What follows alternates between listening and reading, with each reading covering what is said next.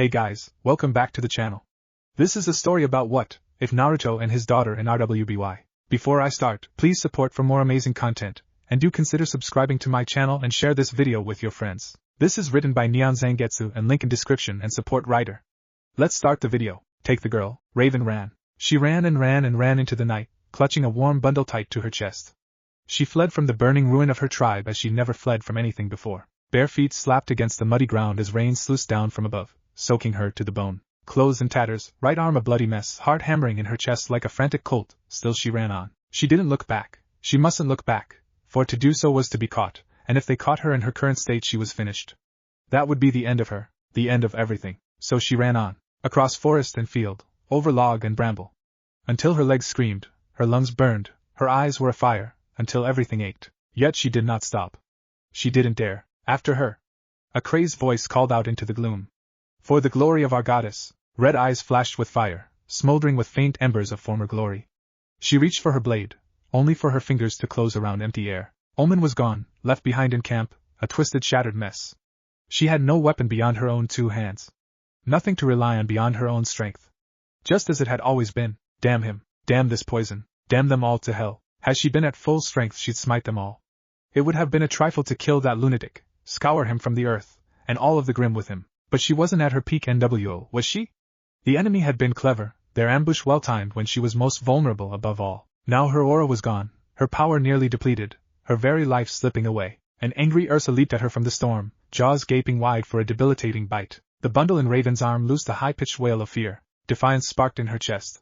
Not like this. Red eyes held back to life and lightning answered, cleaving the ursine creature in half at the waist.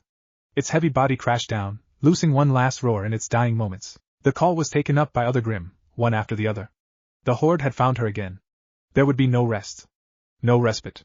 No time to recharge her aura. No time for anything. Only running. Raven grit her teeth and limped away, favoring her right leg. The bundle in her arms warbled softly, causing her to clutch it closer to her chest. It'll be all right. She rasped. We're nearly there now. It was a lie, and she knew it. There would be no help here. No salvation. No last-minute miracle to pluck victory from the jaws of defeat. With each passing moment she grew weaker, slower as the poison crept through her veins. She'd fought it for the better part of a day now, resisted through sheer strength of will. But thought the spirit was willing, the flesh was weak. She could feel her muscles melting from within, organs liquefying with each passing minute. It wouldn't be long now. Poor little Bramwin. A dark humanoid shape lunged at her out of the undergrowth, cutting her off. Her boots bit into the ground and she flung herself aside, only to gasp as a blade raked across her ribs. Nowhere to run. Nowhere to hide. He began to circle her, as she staggered away. No tribe to save you. Golden eyes flashed as lightning crackled above, illuminating a crazed grin. No one left to protect you. His twin wrist blades flicked out, barrels primped and ready to fire, eager and willing to carve into her flesh. All your friends so far away want you surrender? It's not too late. Tittering softly, he offered her a hand. Join us. Salem is a most merciful mistress. Once upon a time, Raven would have taken such an offer out of fear, if nothing else. Now, she drew herself up to her full, towering height. Take your bloody mercy and shove it up your... The gun blades barked, aiming for the bundle in her arms. She twisted aside and gasped as a dust round pierced her shoulder and a lung. Didn't matter. She was already dead. The poison had seen to that. It was too late for an antidote. Much too late. Blood bubbled past her lips. Still, she refused to fall. Pride kept her standing. Hatred gave her strength, if only for a little while. So. This is where I die. I didn't want to go out like this. Laughter tumbled past bruised lips. What's so funny? You. Pivoting on one heel, she sucked in a ragged breath. Your goddess makes me puke. Sure enough, her killer bridled. Fool of a faunus. He really was too easy to read. Insult his precious Salem, and he'd fly into a frothing red rage.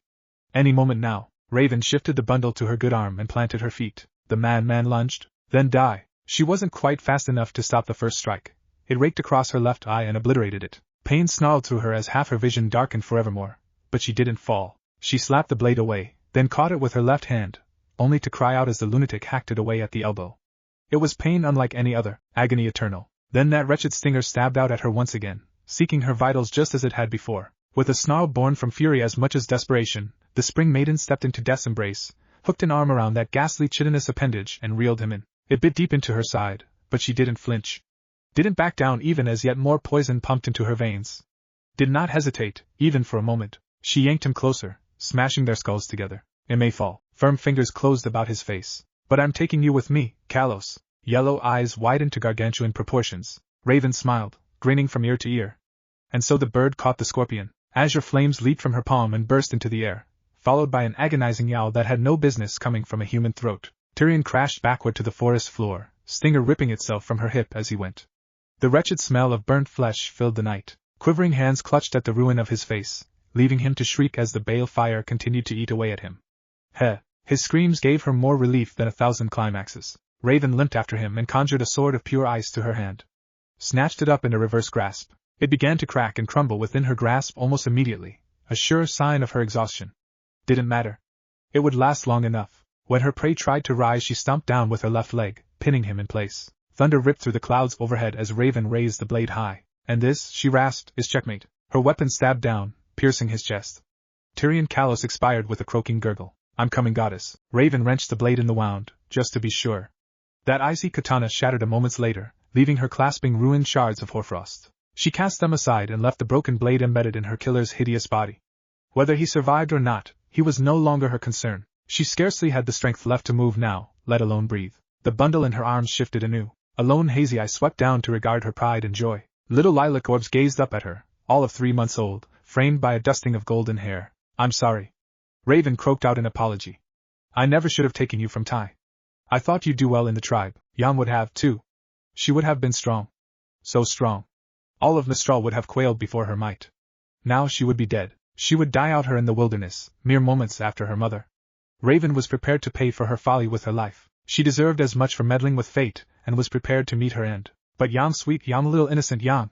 She didn't deserve this. Bitter tears stung at the edges of her eyes, turning to so much steam beneath the might of her maiden powers. Where would the power go when she expired? Raven had an awful sinking suspicion. She didn't want to think about it, but reality wouldn't let her be. To Yam? Surely not. She was much too young. Wasn't she? Raven took another step. Her legs faltered, sending her tumbling to her knees. She tried to move. Tried to rise. To do something. Anything at all. But she couldn't.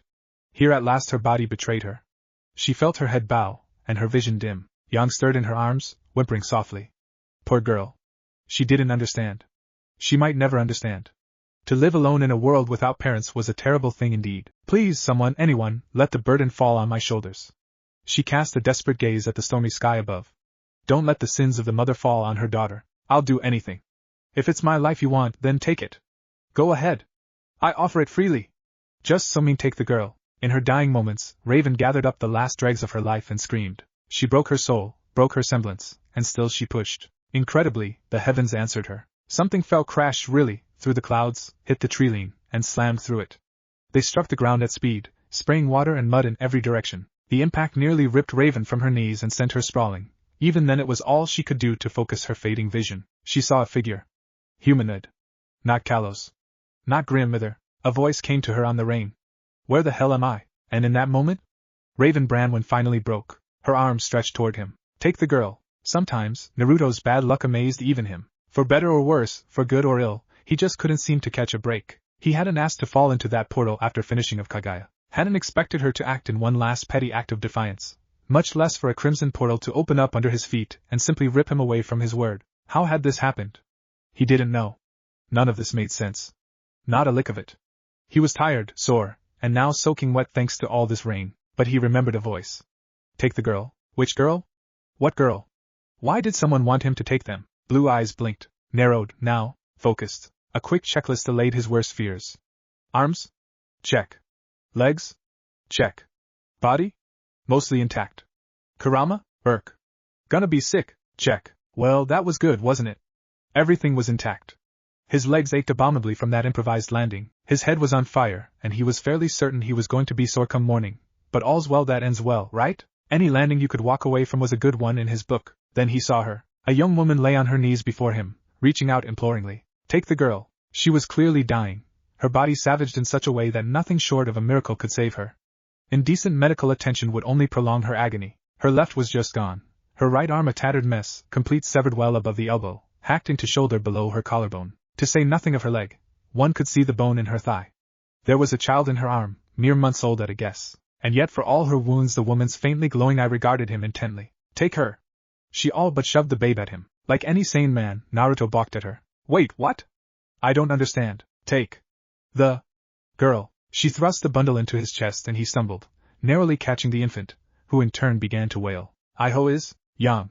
The word escaped the woman on a thread of breath over her cries. Her name is Yang. You have to take her to. To who? But the woman didn't answer. Her eyes had gone glassy, vacant and dim. As he looked on, she slumped over and struck the earth, gazing blankly into the distance. A chill shot down his spine, and for a moment he thought he felt ghostly fingers touch his shoulder. No. No way. Not a chance. The hell you don't. He burst forward, slapped his marked palm against her shoulder, and pushed. Chakra burst from him and into her, causing her to jump. Once. Twice. Thrice. Her body convulsed where it lay, but still it didn't draw a breath. Her wounds slid shut.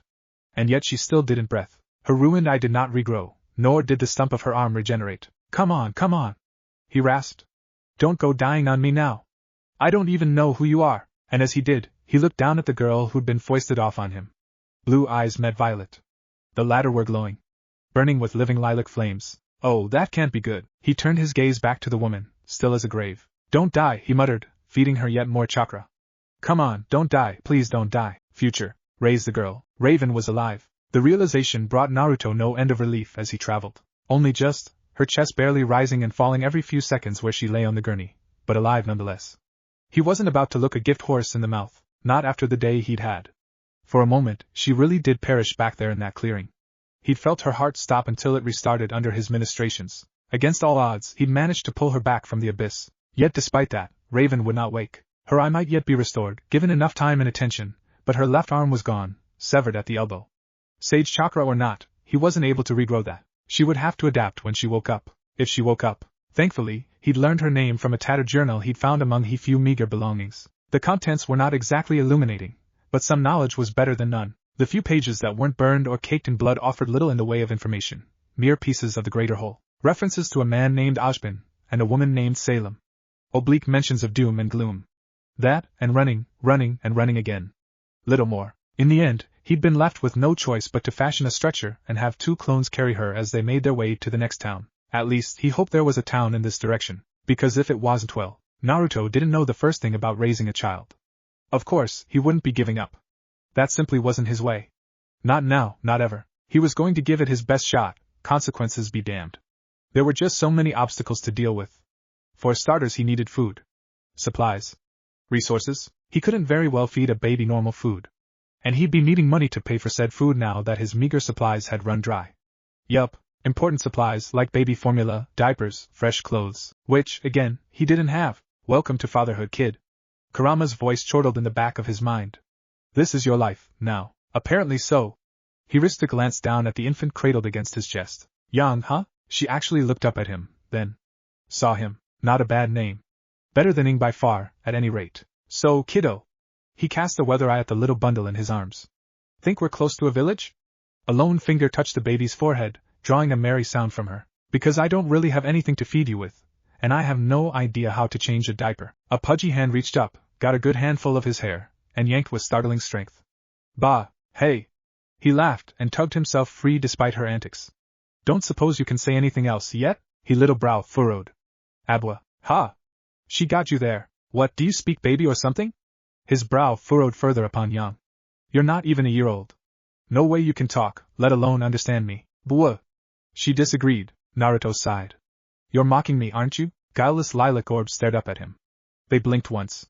And then, duh! Naruto's heart skipped a beat. Did she just? No. Don't think about that. He was just taking care of her until her mother recovered, that was all. He certainly wasn't her father. Nope. Nah. There was just no way he could be a parent. He could take care of a kid, sure, but he didn't know the first thing about raising one. Duh. Yankuda knew. Duh. Kurama absolutely howled with laughter. No. Naruto cried. Bad baby. Don't go calling me that. Yan didn't listen, of course. Why would she? She was just a baby, and she'd discovered a new word. Naruto wasn't sure why he was surprised. Kurama was no help whatsoever.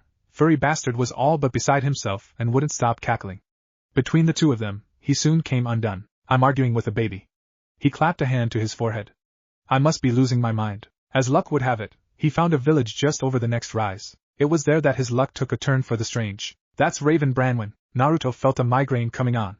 Wait. He told a lie. He started to get a headache 5 minutes ago when someone had hallooed him at the entrance. Raven's unconscious form had been recognized. One thing led to yet another, and soon enough he found himself all but staring down a host of weapons. He couldn't even be asked to remember the man's name, much less the village. Kuro something or other. Meh. Probably not important. Apparently Raven's identity was, judging by the village's reaction. She must have been known around these parts, and his association with her damned him from the start. Really, he just needed supplies. He'd even offered to work for them thanks to his lack of ma. What kind of reception was this? Look. We've established this. Naruto jerked a thumb over his shoulder. She's also in desperate need of medical attention, so if you just let us in, we'll get out of your hair. The guard, or was he a hunter, did not lower his bow. Nor did his men. Begone from this place. We do not treat with bandits. Naruto frowned at that. Was she a bandit?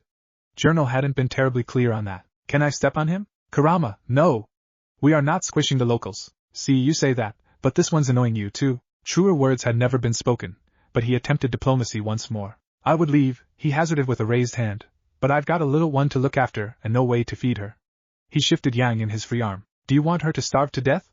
When the man's bow still held firm in the face of his words, he pressed the attack. Because that's what will happen if you drive us out. You may leave the child here. She will be looked after. Take the woman and be gone. I think we got off on the wrong foot. He tactfully ignored him and buelled on. Let's start over, yeah? I'm Naruto Uzumaki. And you are? Lee Rin. The man's bow did not waver, though his bearded face drew down in a scowl. This is your final warning, Outlander. Leave or you will be shot. You shall not enter Kuroyuri, Kurama growled. I'd like to see you try, little man. A flash of irritation sparked through Naruto's head, and something ugly reared its head in his heart. It felt oddly like anger.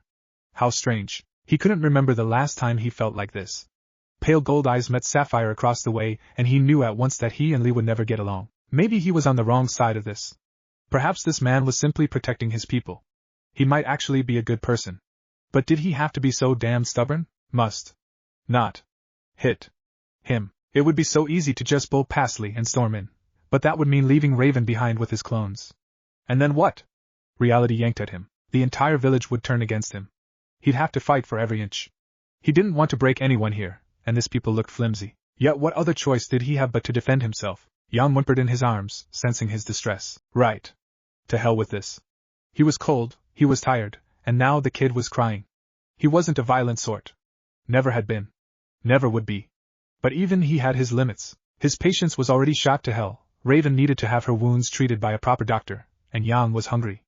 Moreover, the sun was going down, and at the end of the day, for all his principles, Lee was in his way. Right. Just gotta be gentle with them.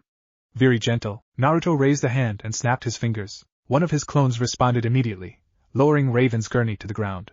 His copy stepped up and took Yang from his arms, then began rocking her back and forth. Within a matter of moments she began to calm, if only just. From there the doppelganger stepped back, giving the original plenty of room. Blue eyes shimmered red.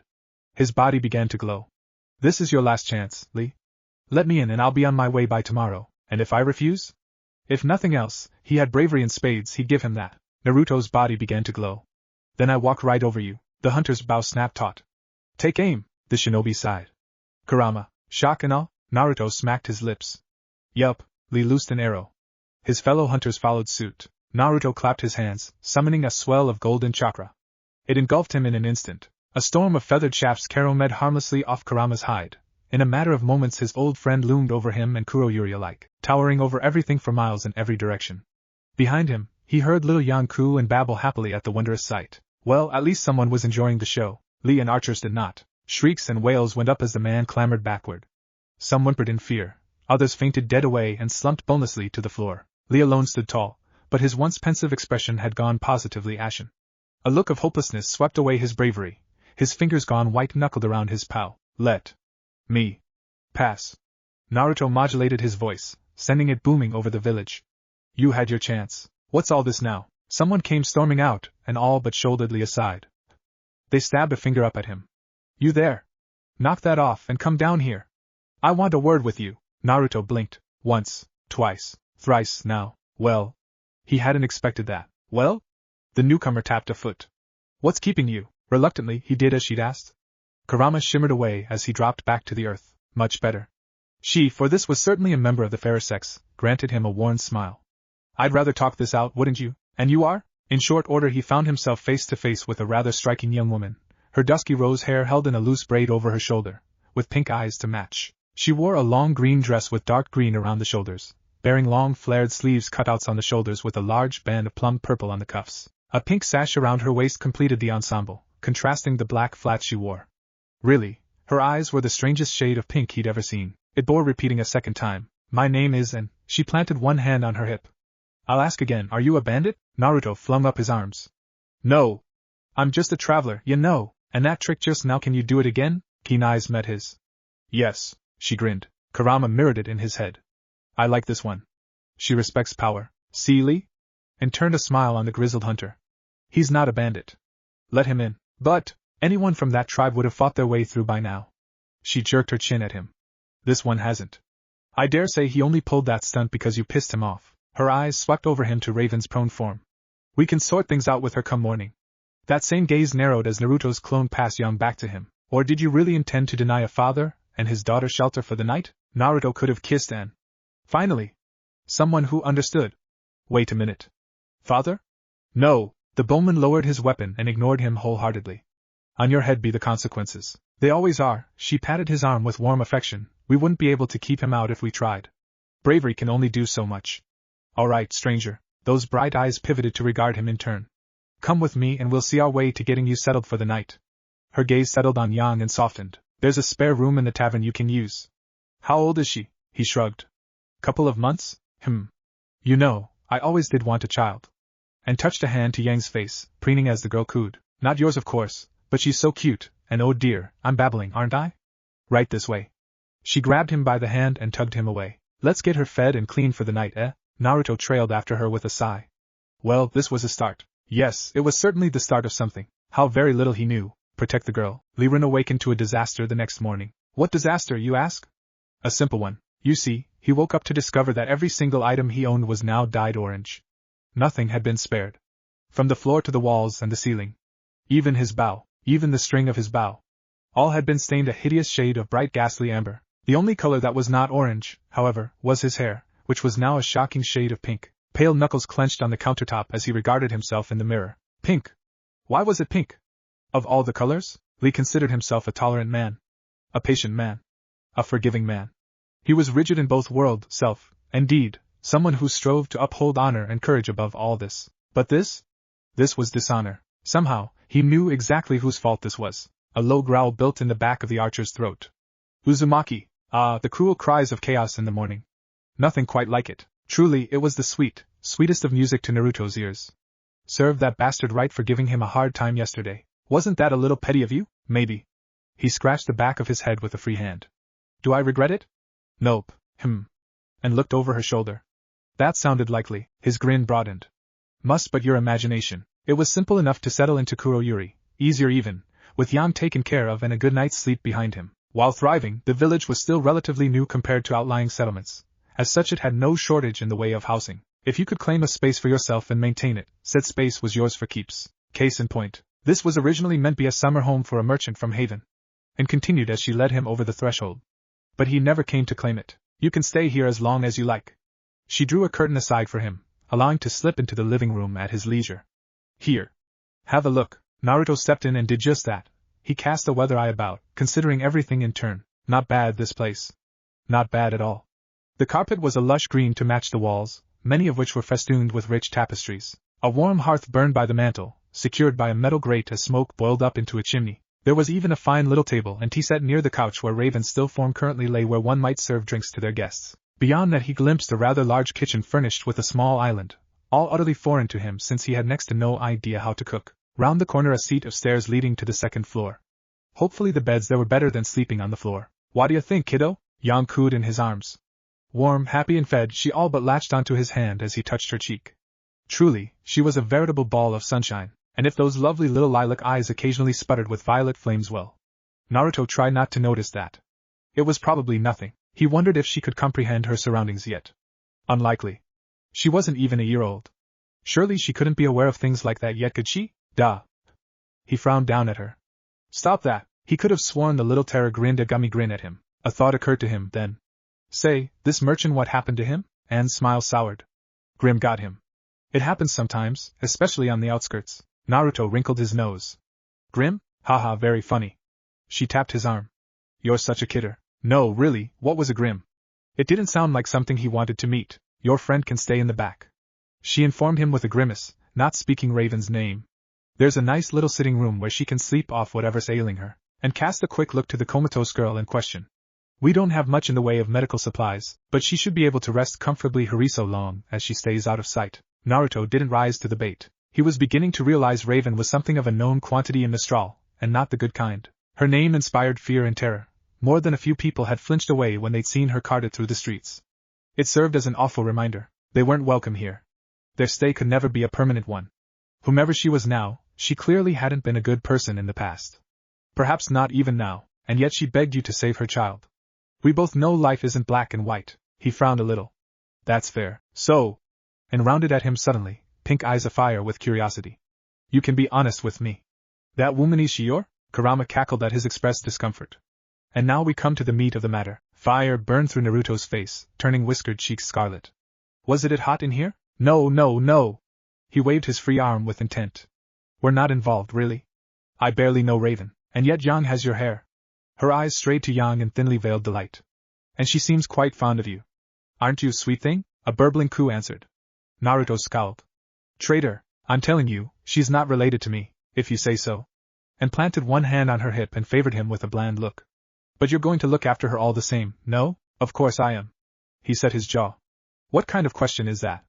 You're being weird. I'm trying to be kind, actually. She crooned. I could look after her for you. The battered blonde found himself frowning at that. You could, but of course.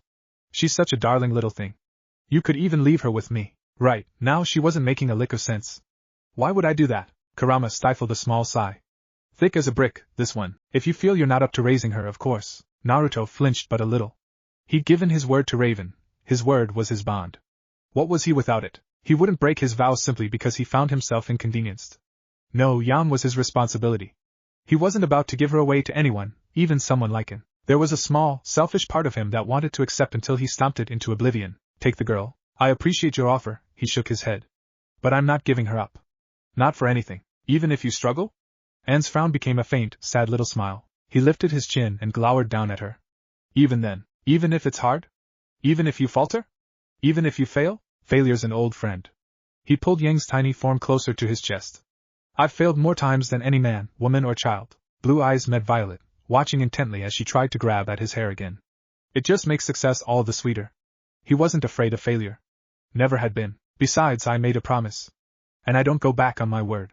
It might take some time and a bit of work, but he was determined to give it his best shot. Got a problem with that? Her hand arced out and grabbed him by the chin. Would you die for that girl? Stoic blue orbs met intent pink. In a heartbeat, her eyes flashed. Is that so? In all fairness, he expected chagrin from Anne, some scorn at the very least. Her sudden line of questioning couldn't have any other end. That aside, he wasn't much pleased with her badgering after she'd called his ability into question. Any moment now she'd call him a fool and be rid of him. SNRK, or so he thought. In that, he was only half right. Gentle musical laughter floated through the air to reach his ears. Soft at first, little more than a snicker that she tried to contain behind a palm. It didn't last. Before long and began to guffaw openly in spite of his confusion. As he looked on, the young woman doubled over and clutched at her sides, giggling like some silly schoolgirl. Yan made a questioning noise in his arms. Naruto frowned. Was it something I said? Apparently, and found that reply horrendously funny, because her shoulders absolutely convulsed. She was having an absolute fit now, unable to contain her hysterics. Oh my gods! She hooted. My sides. You're such a fool. Confusion burned away into anger. Hey now. Abruptly, she straightened with smile. You pass. What the hell? He stepped back when she started forward. Didn't you just say I was an idiot? Oh, you're a fool, all right. A stubborn, brave, courageous fool. She sighed and wiped a mirthful tear from the corner of her eye. But you're a fool with a heart and the power to back it up. That makes all the difference in the world. My, she touched one hand to her cheek. You really are stubborn. I like that in a man. Oh ho. Danger, danger, danger. Silence stretched between them. Naruto frowned into it. Looks like you have something else on your mind. I do. She dithered, knees twisting, refusing to meet his eyes. But you may not like what I have to say. If you have something to say, say it. After that outburst, he was certain she couldn't possibly surprise him again. I promise I won't get mad, all right. And sighed once and took the plunge, giving voice to her disquiet. I'll be frank with you, Sir Shinobi. Magenta eyes met azure, showing a hint of steel within. We don't have a hospital here. Our doctor's done all she can for your friend. Frankly, you'd be better off taking your friend to Haven for treatment. Another grimace stole over her features. Or maybe even a hospital in Vale given her reputation here in Mistral. No, Naruto frowned. Did you say something? No, a weak rasp came from the couch. Not Vale, Naruto jolted. You're awake? 9 rapid steps carried him back the way he'd come, just in time to see Raven stir. Propped up on her good elbow and trembling, she glared up at him with a bleary eye, brows slick with sweat and dizzy with fever. She didn't even seem to comprehend her injuries, she just stared at him. Through him. Like he wasn't even there, and took one look at he and sighed. I'll get her something to drink. Where's Yang? Raven croaked, voice weak from lack of sleep and water alike. Is she safe? Is she alright? She's right here. Naruto knelt and offered the wounded woman her baby. See? I took care of her. Just like you asked? Good. Here at last, a spark of life came back into that dull red eye, if only for a moment. She ran her fingers over the tiny babe's head, and those lovely little lilac eyes locked onto her.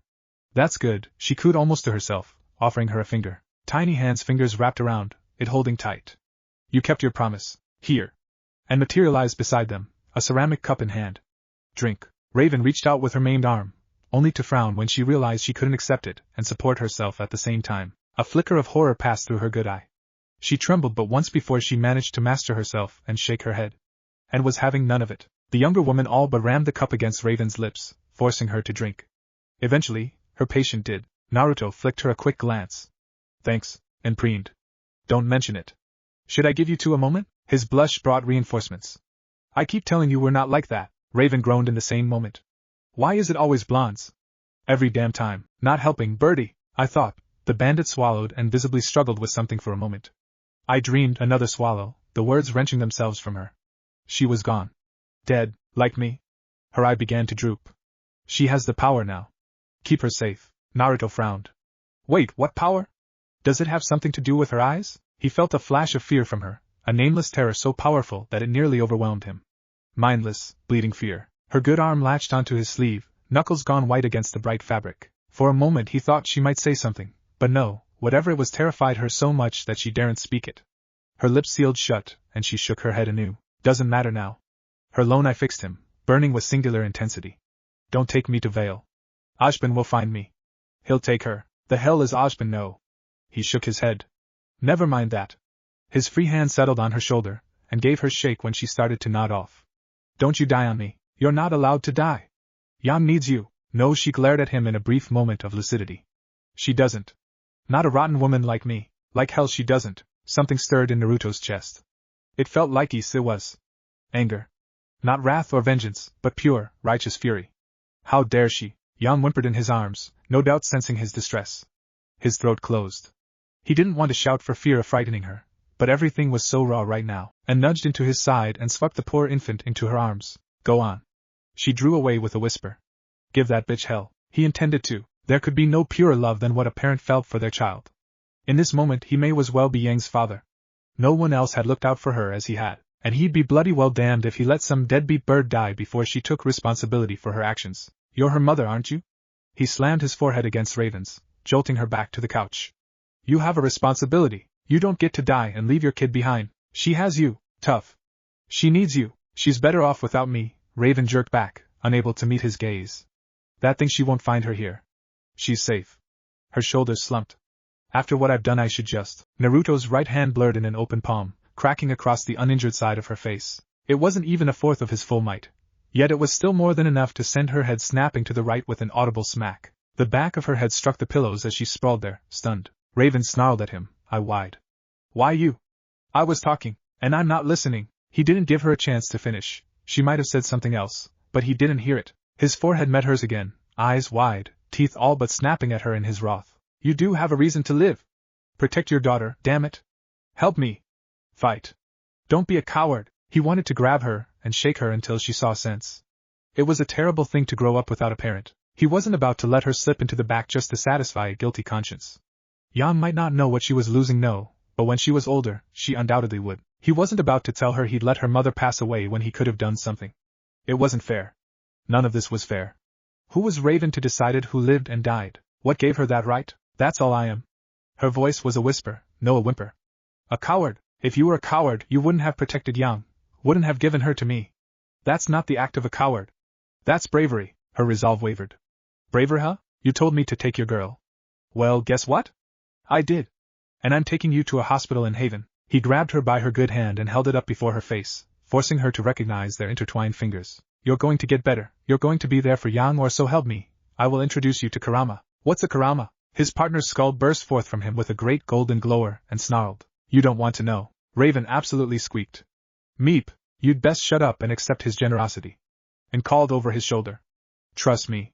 You don't want to deal with the fox. He'll squish you. Another silence fell over them, heavy and cloying like a wet blanket. You just can't let me rest in peace, can you? Fine. Raven slumped back to the couch as a bleary smile crossed her scarred face.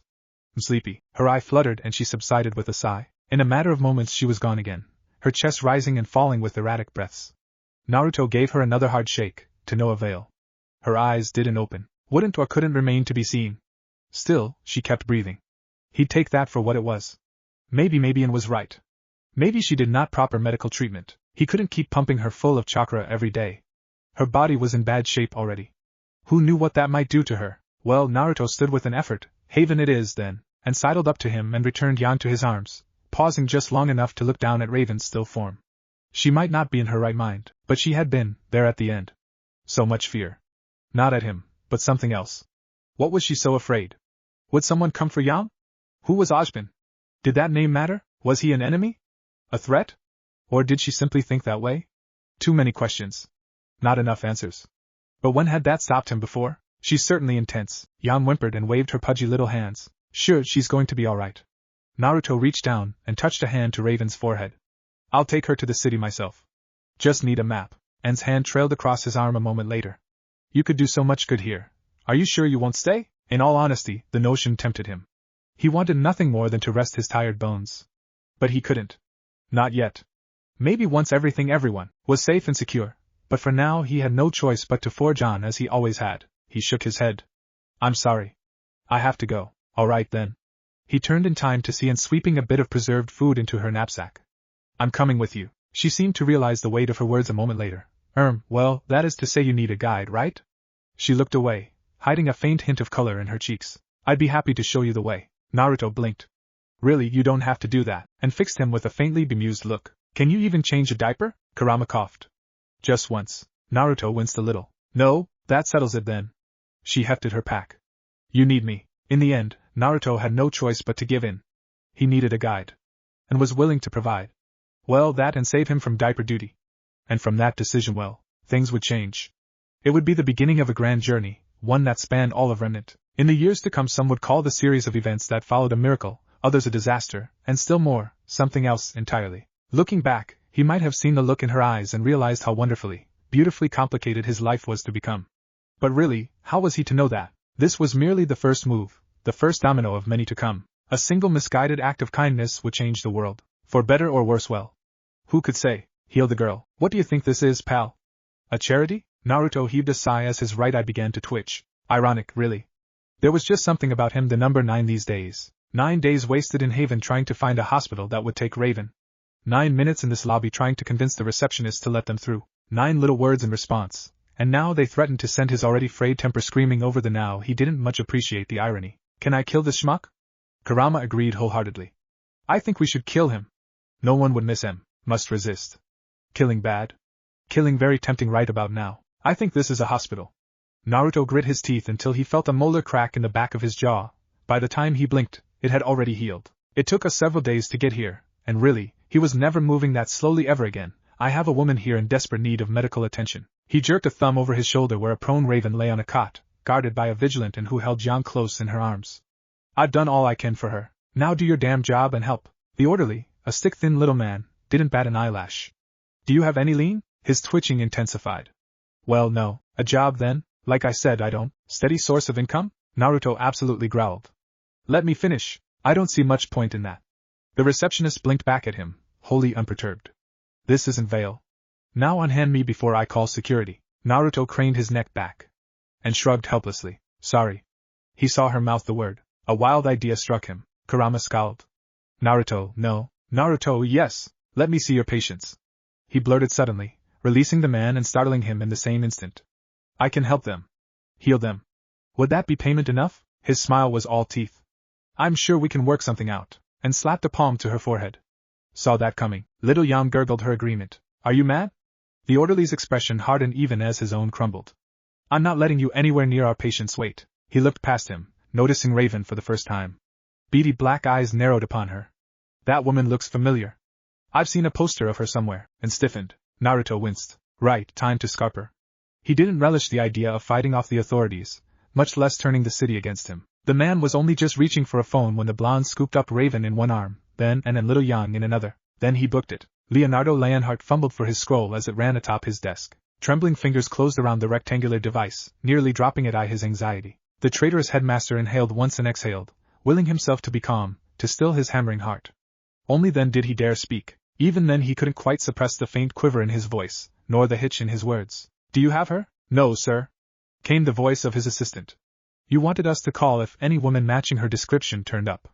She's been sighted in a hospital downtown. Leonardo sighed in relief. I'll alert the authorities. Don't let her leave the city. It took everything he had not to shout with joy. At last. Release. Here it was, his chance for escape. Salem had been furious at the loss of Kalos. Man he might have been, but there could be no denying his usefulness. Tyrion was very good at what he did. Or at least he was. He'd seen what was left of him. Raven was not a kind woman. The faunus had died slowly, in terrible pain. And with his demise Salem's wrath burned bright. She'd threatened to tear strips out of his hide if Spring wasn't found and secured forthwith. And now, miracle of miracles, she was here in Haven. Within his grasp. Was his luck finally beginning to turn? Sir, that's just it. His receptionist paused, snapping him back to reality. The report we received, she wasn't alone. There was a man and a woman with her. Also a child. Don't worry, Samantha. Another lie. He told so many now. What was one more? I'll see to it that they're unharmed. He hung up soon thereafter, alone with the roiling storm of his thoughts. She must be told. He hung up and rose from behind his desk. 3 rapid steps carried him to the false wall of his office. A quick touch caused it to part, revealing the corridor within. He darted down it, taking the steps 2 at a time, nearly tripping over himself in his haste to reach the other end of the wall. Truly, he bore Raven Branwen no ill will, much less her kin. But he wanted to live. And for that to happen, she had to die. Once the Spring Maiden was taken, and the vault emptied, he would finally be left alone, he hoped. Finally he reached his destination. A sullen seer stirred in the dark at the end of the hall, making that ghastly noise it always did. Leo shivered at the sight of it, and knelt slowly. Palms splayed on either side of him, he waited for a response. An awful moment of silence filled the chamber. He wondered if the grim device would respond to him, or worse, lash out, if its mistress had finally grown weary of him. There were some days that he almost found himself wishing for the sweet release of death. But it would not be this day. Its smoky surface became clear as crystal. Red eyes gazed back at him, set within a pallid white face. Leonardo. A voice like sin itself purred. Do you have news for me? Yes, Your Grace. He prostrated himself before the awful creature so he wouldn't have to look at the devil he made a deal with. I have a report to make. Unbelievable. Naruto reappeared in a flicker of saffron, heels digging into dirty asphalt. If anyone cared for the sudden appearance of a glowing man carrying 2 women and a baby, they did little to show it. This was Mistral. Crime ruled here. So long as you didn't shank someone in the street, most wouldn't much care. An elderly woman looked their way, shrugged, and kept moving, and shoved Yan into his arms and tumbled into the street. Blurg.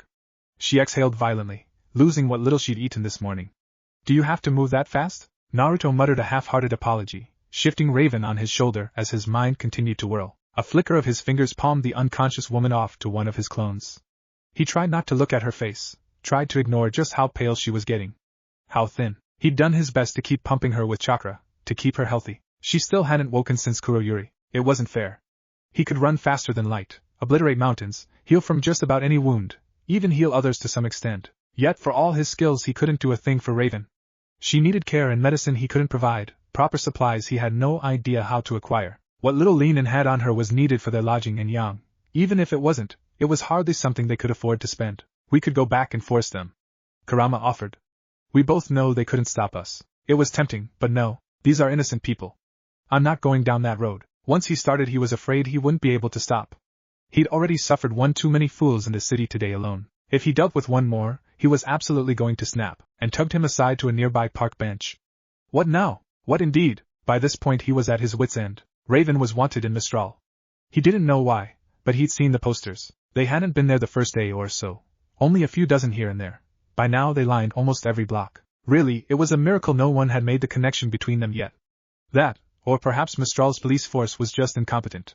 He was leaning toward the latter. I'll find a way. He buried his face in one hand with a sigh, holding Yang close with the other.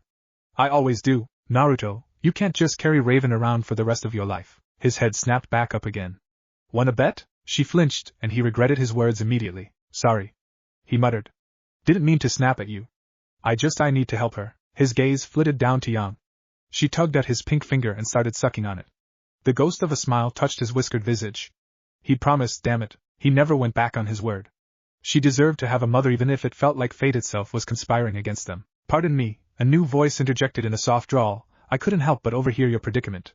Perhaps I can help. Naruto bolted to his feet and pivoted to face the newcomer without thinking. Mistakes were made. He found himself face to face with a tall yet slender woman clad in a flowing violet dress he didn't recognize. Her hair was blonde, carefully curled golden ringlets tumbling down her shoulders to frame a youthful visage in the spring of youth. The next thing he noticed were her eyes, for they were a familiar shade of lavender. Any comparison he might have made with a certain Hyuga ended there, for these eyes held an insouciant gleam to them, a dark promise of mischief. Her smile just a shade short of insolent. Most prominent was the spider tattoo stood out on her bare shoulder, black ink against tan skin. Hello? She flicked her fingers at him in a dainty wave. You're a hard man to find, and hissed out a quick breath and shrank back. Spider, you know me, darling? A fan flicked out, hiding a smile. I'm touched. Didn't think a country bumpkin like you knew much of anything. I know of you. The brunette reared back and spat at her feet. Your kind were driven of out Kuroyuri long ago. The so-called spider tittered softly. Dear girl, you know how hard it is to get rid of spiders. She rolled her shoulders, causing her tattoo to twist. We're everywhere these days. Naruto considered her as one might a deadly insect. Can I help you, miss? Malachite? Malachite. Her nose wrinkled. On second thought, don't use my last name. Makes me sound like an old woman. Miranda will do. As he looked on in utter confusion, she offered a sweeping bow. I happened to overhear your little tale of woe, and it's moved my heart. She straightened thrice as quickly, unable to hide her smile. I'd like to offer you a helping hand in your time of need. Hey now. He wasn't that daft. She has suspicious timing. Were we followed? If so, why didn't we sense her? You can help us? How? Suspicion reared its ugly head in his heart. We have nothing to pay you with. That keen gaze of hers locked onto him with intent. Her smile grew. Lucky for you that I have no need of lean then. What? I deal in favors, dear. She patted his cheek. A little bird told me you made quite the ruckus down in Kuroyuri. Naruto went still, and turned beet red. How? How indeed? Much to Naruto's chagrin, Malachite began to circle him, considering him as one might a fine steak. I nearly didn't believe my ears. She cocked her head to one side. My girls tell me they saw a man turn into a giant golden fox. A lone hand gestured expansively, sketching Kurama's likeness in the air with a bit of dust. Like some kind of golden grim, one large enough to tower over that tiny little settlement with ease. You wouldn't happen to know anything about that, would you? Naruto blanched despite himself. Well, maybe we did show off a little. We? Miranda Malachite blinked. No matter, I like a little eccentricity. But where was I? Oh yes. Her smile had entirely too many teeth. Imagine my surprise when a man matching your description popped up in my city. I'll have you know we spent the better part of a week looking for you. Does all this prattling have a point? Patience, now. Good things come to those who wait. My, you're well fit. Her hand ran the length of his chest. But is it all for show, I wonder? Her wrist blurred, only to find itself caught in his grasp. His fingers bit down, grinding muscle against bone. Strong, too. She gasped in pain. Good reflexes. Naruto scowled. Don't do that again. I won't. She looked past him then, to the clone-carrying Raven. As I live and breathe. Her eyes widened a little. You really do have Raven Branwen. And here I thought my pets were exaggerating. Enough. She was yanking his chain for reasons he didn't understand, and Naruto wasn't much inclined to play her games. He turned to go. And come on. This is a waste of time. She won't get treatment anywhere else. Malachite called after him before he made it 2 steps. They'll throw her in a cell, he snorted. They can try. Miranda tooted at that. So loyal. Yang cooed softly in his arms. Just like that, Malachite's entire demeanor changed. My. She leaned forward, eyes alight. Is she yours? Naruto pulled her closer. Not by blood, but yeah, I'm taking care of her. Is that so? A hungry look flashed through her eyes. Let's get down to business, then. I can help your friend. My doctors don't ask questions. They do as they're told. I think her life would be worth a favor of 5. A muscle jumped in Naruto's jaw. 3, 4. She haggled. 2. He shot back. Ack. His fellow blonde feigned pain and clutched at a breast. It did interesting things to her bosom. You drive a hard bargain, my friend, Naruto sniffed. I'm not our friend, but you could be. She touched his chin. I can be a very good friend, just for that. He batted her hand away. No, thank you. I don't think we want any of your help. Miranda looked down. Your daughter seems to disagree. Yan waved a pudgy little arm at her, grabbing at Miranda's ringlets. Naruto scowled at the tiny babe. Treachery. It is said that children are a good judge of character. What does that say about an infant then? So what's it to be then? You hello me, I help you. She held out her hand. In the end, we both get what we want. And what do you want? She grinned. Everything, really? Her hand caressed his cheek. But I'll settle on you for now. Naruto, no! And butted up against his shoulder. Don't do this. Don't listen to her. We can find a better way. What other way is there? He rounded on her with a scowl. You just said it yourself. I can't carrying Raven around like a sack of flour everywhere I go. No fair. She glowered at him.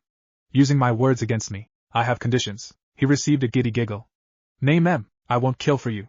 He held up one finger. I won't hurt anyone for your amusement. Perished the thought. Another pawing at her chest. I don't want another hired thug, or some dumb muscle. Her purple eyes flashed with a sudden burst of glee. I want a man who thinks for himself. 2 favors it is, then? Naruto grunted. I still don't trust you. Good. Trust is overrated? Miss Malachite beamed. What do you say?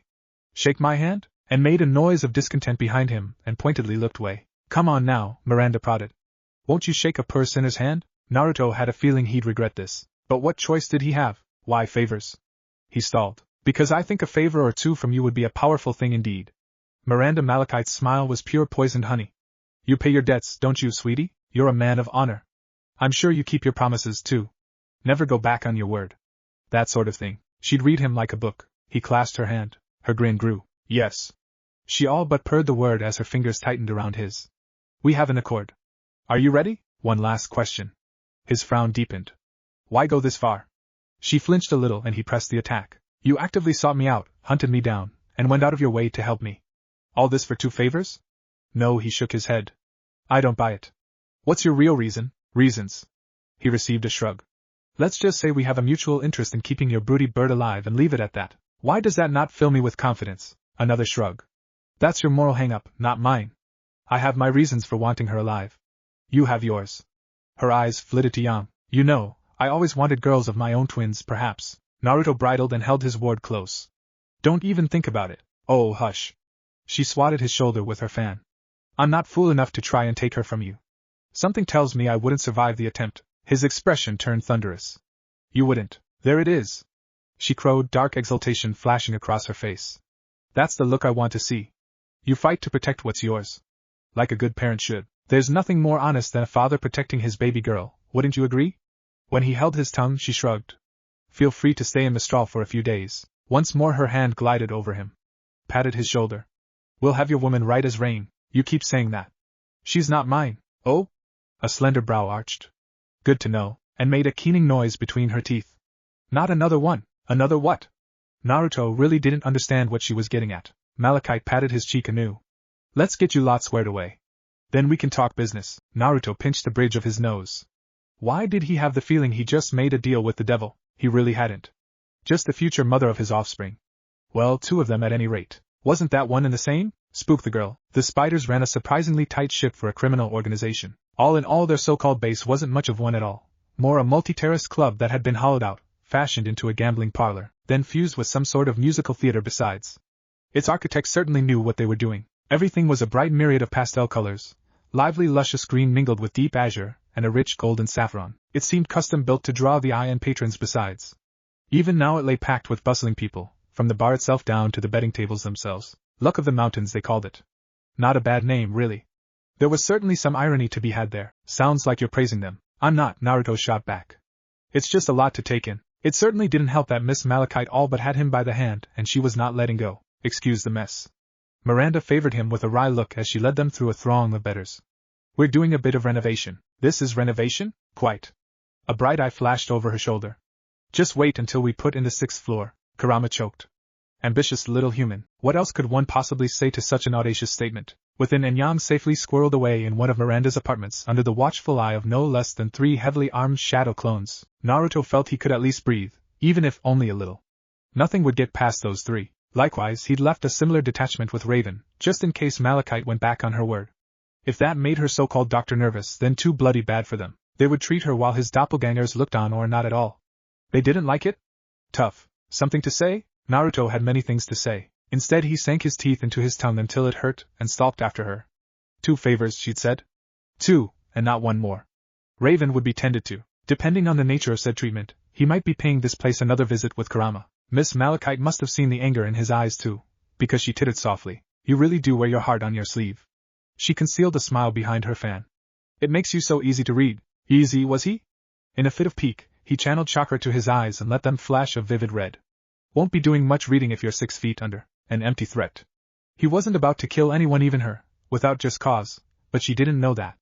A bit of color drained from her face, and he knew his words had hit home. To be fair, she recovered quickly, but he'd seen the slip. She wasn't as in control as she pretended to be.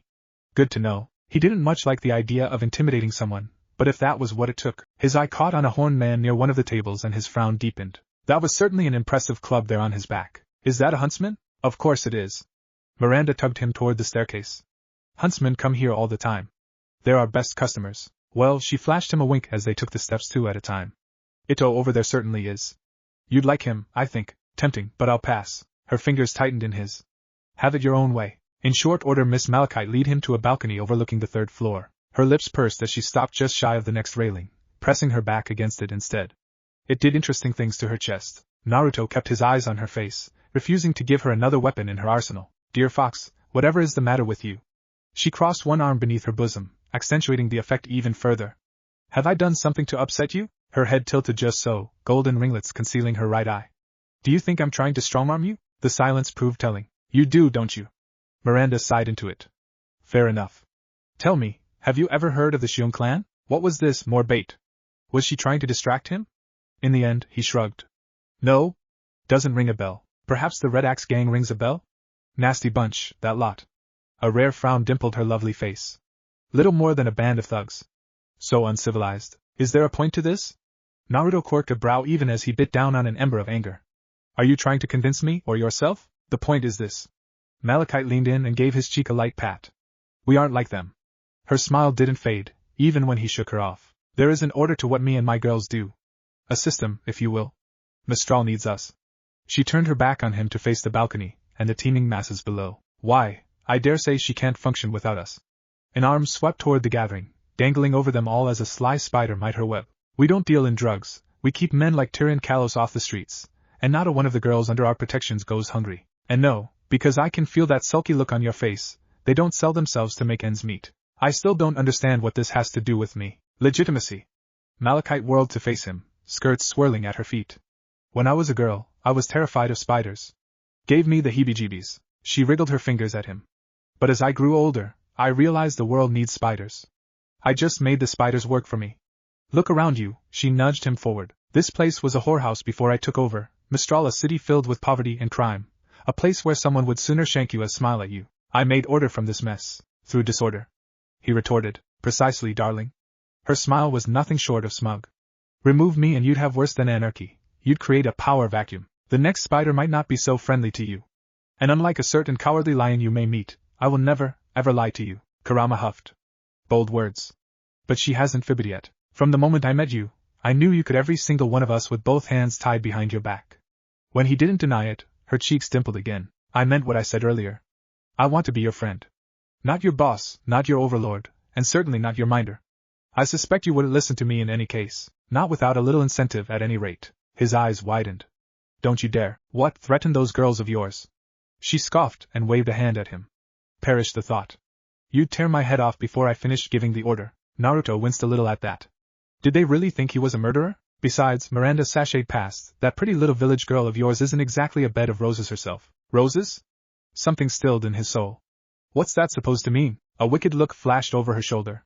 Ask her sometime. Tell you what, Ms. Malachite pivoted, her lean face alight with delight. As a token of our friendship, I'll expend one of those favors right now. Did you hear? There's a big shot visiting Haven. Naruto blinked once. And? It's a Schnee. Right. You have no idea who that is, do you? Regardless, he's here with his family. He didn't challenge her, so she took that as an excuse to continue. He owes us a debt. We helped him further SD's interests here in Mistral in return for a cut of the profits.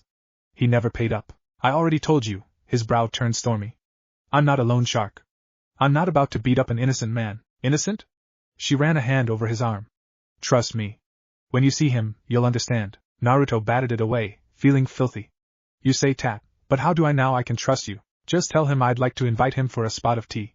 You'll see how he reacts. In the end, she told him where to find Jakshni. It proved to be something of an eye-opening experience, and wondered if she was going mad. Her life had been so simple once. If she disliked someone, she killed them. If she wanted something, she took it. Now here she was, pseudo-hostage to one of the most menacing families in Mistral. How the mighty had fallen. In the past, she could have torn through this lot like so much wheat from chaff. With her semblance, she could have ripped Malachite's head from her shoulders and mounted it on a spike for all to see. But that life was behind her, and had seen where that road led, and given it up. She wasn't that person anymore.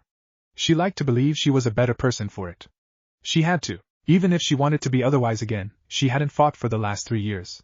Her skills, once so sharp and keen, had rusted away in Kuroyuri. She was powerless, shackled to fate. By the gods, she hated this feeling. She leaned back and rocked Yan a little in her arms. What do you think, dear? We'll get out of this, won't we? The babe furrowed her brow, looking at her. And then, Ma, and went terribly still. Oh dear, Willow loathed business trips. But really, what choice did she have? If it weren't one thing or another, it was these infernal things. She'd made her bed, filthy sheets and all. Now she had to lie in it. Everything she'd done, she did for the Schnee family name. Jock had taken her father's failing company and made it a juggernaut to be reckoned with, an unstoppable force nearly everyone bowed to. Bastard would drag her around when she was pregnant. These days he enjoyed parading her around like the trophy wife she'd become, a shadow of her former self, a true and constant reminder of the once mighty woman she had been, a proverbial slap in the face. That he'd brought her all to some infamous restaurant in Mistral spoke much of the current tone of their marriage. He seemed to grow colder with each passing month these days. I used to be someone. Yes, I was better than this. The thought burned in her belly like the alcohol she hadn't had in months. Why? Why did I choose this? She glared at her feet as she listened to him prattle on and on, making yet more of his false promises to another potential business partner. Why did I ever allow this? She wasn't quite broken. Not yet. While she couldn't drink at the moment, she could take pleasure in other, happier aspects of her life. Mother? A tiny hand tugged at her dress. Why are you frowning? Willow turned weary eyes to the sole light in her life. It's nothing, dear. Mommy's just tired. Yes, tired. Of so many things. Her little Winter hummed. Is Weiss all right? A faint kick hit out at Willow's belly. Yes, I believe she is. Only 5 years old and already. Her girl really was too clever by half. She'd make a fine big sister and would be soon. Only 1 more month now. Willow gingerly touched a hand to the swell of her belly. Another kick was quick to follow the first. It drew a smile to her lips, tiny enough that Jacques couldn't see it. Weiss. I hope you're born into a peaceful world. So she was quite surprised when someone rounded the corner. She had time enough to take in bright blue eyes, whiskered cheeks, and striking blonde hair, all wrapped up in a simple blue-on-white jacket with a matching pair of breeches. Then he was upon them, all but ignoring the clamor he'd made. He didn't so much walk as he did stalk. Everyone noticed. So did she. Jakshni? Her husband bridled. Who are? Sorry about this, the stranger dimpled, but you've been invited to tea. With whom? Miss Malachite. Came the reply. She says you know her. I'm just the messenger. His eyes flitted to hers. Narrowed. Oh. He blinked, noticing the swell of her belly, seeing Winter huddle behind her back. You're pregnant? Congratulations. He sounded sincere about it too. I'm really sorry for bothering you. I'll be out of your hair in just a minute. Jock finally found his voice. Did you say Malachite? Yup. The blonde smacked his lips. Really sorry to impose on ya, but if you could come with me? Willow watched all the color drain from her husband's face, his already pale visage becoming positively pallid now. It was a curious thing indeed. His business partners made their excuses and departed all too hastily. She wondered why. Who was Miss Malachite? And why was poor Jacques sweating bullets? A frown married her face. Oh dear. Whatever had he gotten mixed up in this time? Jacques, she began slowly, just give him whatever he wants and be done with it. Never. He cried. I will not be intimidated by some thug. Winter whimpered a little, a tiny, reedy sound. You're scaring our daughter. His hand cracked toward her face. Silence, woman. It never landed. Willow dared to creak an eye open. Much to her alarm, she stranger stood between them, gripping her husband's arm in hand. A husband shouldn't treat his wife like that. Firm fingers tightened around his wrist. Apologize. Jock bridled like a struck pig. How dare you? Do you have any idea who I am? Nope. The whiskered warrior smacked his lips. Now apologize. Jock turned an ugly shade of puce. And if I refuse, I'll rearrange your face. And his fist blurred. Save the girl. Winter was a brave girl. She had to be. No, that wasn't quite right. She must be not solely for her sake, nor Mama's, but for Weiss as well. Weiss, who was so close to being born. Weiss, who wouldn't have anyone to protect her if she faltered here. Weiss, who would be alone in the world if she didn't do something, and soon, because a scary smiling man had punched Papa out and taken him away. It didn't matter who he'd introduced himself as. Not to her. He was still scary. That was all he would ever be. Now her and Mama were being taken somewhere else. She didn't know where. All she knew was that she didn't like it, didn't like the people on these streets, didn't like their whispers, and she certainly didn't like the way the smiling man dragged Mama behind him by the hand. Winter wanted to go home. Everyone kept staring at them. This was a bad place, and she was so very afraid, but she needed to be brave, because Mama was being strange. Mama was calm? Why was she smiling? She shouldn't be smiling. Will he live, eh? Their guide, no. Captor? Kidnapper, rolled his shoulders in a shrug as he guided them through another alley. Sure. Didn't hit him that hard. He'll have a concussion, but he should live probably, Winter squeaked. Probably? I'm sorry. A pitying blue eye flashed over his shoulder. She hated it. She didn't need his pity. Didn't want it. Look, people are flimsy in this world, alright? I thought he was a little stronger than he was. Really, I didn't mean to crack his skull. Here. He snatched up an apple from a nearby vendor and left a little lean behind. Have something to eat, Winter complied, if only to hide her fear behind the juicy fruit. This world, just forget I said anything. He'll be fine. Pity. Willow hummed at that. I suppose it would be too much to ask you to finish what you started. Winter's head whipped toward her mother. Mama? There, dear. Don't worry your pretty little head. A pale hand patted her hair. The grown-ups are talking, and really, her gaze flitted back to the smiling man. It's not killing. Just pest control. Eat your apple, Winter complied, but she didn't stop listening. Not for a moment. The scary smiling man paused to let a bit of foot traffic bustle by. As he did, his gaze met Willow's. He is a bit of pig, isn't he? Please. She huffed. Would be an insult to swine. My husband, no, Jacques is a rodent. Winter's mind began to spin, even as she munched on her treat. Why were they calling Papa an animal? All this byplay was going right over her head. She was so very confused. Sure, maybe Papa wasn't the best Papa, but he was still well, Papa. Why was Mama being so nice to the man who had taken him away? Sensing her gaze, the blonde looked her way. Winter yelped and shied behind her mother. Why are you being so nice to him? Because he's been a perfect gentleman thus far, dear. Winter clung to her grudge like the child she was. He punched Papa, so he did. Mother tilted her head, voice taking on a rare tone she seldom heard these days. Do you know why? Winter wrinkled her nose, not quite comprehending. Because he's a bad man? The smiling man squawked in protest. Hey, no, Mama shushed her. Because your father didn't pay his debts. Let this be a lesson to you, dear. Always keep your word, Naruto shrugged. She's not wrong, you know. Ahead of them, the traffic bustled on. The streets were theirs once more. Naruto buelled on ahead, tugging Willow with him. Winter fell into a sulk and let herself be led along. Her thoughts grew dark. Mama had been fooled. She must be. If no one would take action, then she would. She had. She must. One way or another, she would free her family from this man. Just needed an opportunity. Who knew what devious thoughts he was thinking? No doubt he was plotting, the fiend. Errors had been made. Much errors. Many errors. Every single error. Naruto made them all. For the life of him, he couldn't understand why he'd done what he did. In his mind, punching Jacques upside the head seemed all well and good at the time. Justified even. The man had struck his pregnant wife right in front of him. A smack was the least he deserved. Maybe he'd hit him a little too hard, sure. He owned that. Really, he meant well. Things just got out of hand. Kurama stifled a groan behind one tail. That's putting it mildly. Oh, he flicked a crass thought at him. I didn't see you with any ideas. To be fair, you looked to have things well in hand at the time. I thought you had it. How is this well in hand? I've got 2 hostages and no idea what to do with them. The kid's glaring at me for crying out loud. A wait paused followed. Well, you could always. No. I'm not keeping them. Naruto cast a glance over his shoulder, keenly aware of the footsteps trudging after him. Willow's smile was positively placid. Not so, Winter. She glared bale daggers at him. An icy glyph whirled in her little fingers. Errors had definitely been made. Why did he take the family? He didn't know. Perhaps it was panic on his part that explained what followed. Maybe it was instinct. He didn't know. In hindsight, it seemed like such a good idea at the time. No witnesses to his dirty deed, no one to report his justified assault on one Jacques Schnie. Yet now that he had them, he didn't know what to do with them. He could only keep walking and pray he'd make it to safety before someone realized what was happening. A clever bit of speed and a few shadow clones had allowed them to avoid detection thus far, but it couldn't last. There were too many eyes in the straw. Throwing a sack over Jacques' head may have helped in the long run. Ferrying the man off to Miranda via a shadow clone, even more so, but they were moving on borrowed time. Even now there was a part of him that wanted nothing more than to order said clone to throw the weasel in the gutter, and be done with it. What kind of rat bastard abused their wife in front of their daughter? The kind that needs to die. Kurama, we've been over this. No. 1,000 times no, he grit his teeth as he marched forward. We're not murdering a man just because you dislike him, the fox scoffed. Even if he deserves it? Even then. Especially then.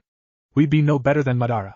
I applaud your morals, but sometimes the only good enemy is a dead enemy. A molar cracked in the back of his jaw. Still the fact remained, Willow and Winter were too well known. They would be noticed sooner or later. No, scratch that.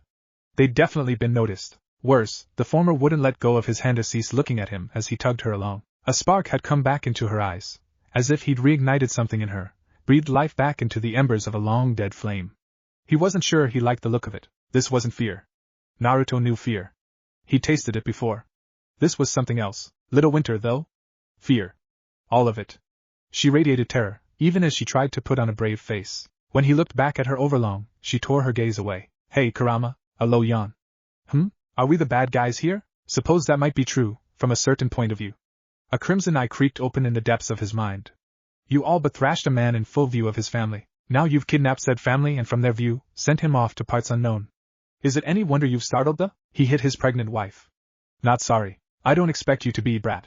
The faintest note of anger drawled through his thoughts. Just telling you how it is, duck. After all they'd been through, his body obeyed without hesitation. He ripped his hand from Willow's and spun. Just as well, because a tiny glyph whistled over his head. Denied its target, it caromed off a wall to bury itself in the street at his feet.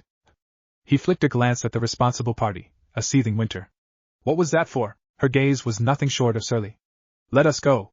We don't want to go with you, Winter. Willow's rebuke beat him to the punch. Stop that at once. Her eyes watered, glistening with unshed tears. But, no buts. He's been nothing but civil to us. Would you rather be taken away like shock? It was enough to make the girl shrink in on herself. Winter wilted and shook her head with a tiny no, sending her hair swaying. Willow tugged at his hand, drawing him back to the present. Time to bite the bullet there. Look, he began, you can't tell anyone about this. Once this is over, you can go on your merry way. And what then? Her voice went cold. You'd send us back to shock? Return us to him like some parcel? Naruto winced. Yup, he'd definitely stirred something in her. It was becoming painfully clear that she would not go quietly into that good night. Perhaps he'd given her a taste of freedom, of what her life was before all this madness. Before she'd been beaten down and ruined. I won't go back with him. Her voice peaked in distress. I refuse. Do you have any idea what it's like? Living under his thumb, feeling small, powerless? Kurama settled into to watch. Here we go. Naruto flung up his arms into the air. What do you want me to do? Help us. She grabbed at his jacket, pulling him close. Protect us. He wanted to. He really did. Even after all he'd been through, he still lived to help people. But how to even go about it? He was already living off Malachite's charity. Taking in Willow and Winter might well make things far worse on that front. More than that, he could feel Winter glaring pale daggers into his back. Look, he countered, I'm already looking after one kid and her mother.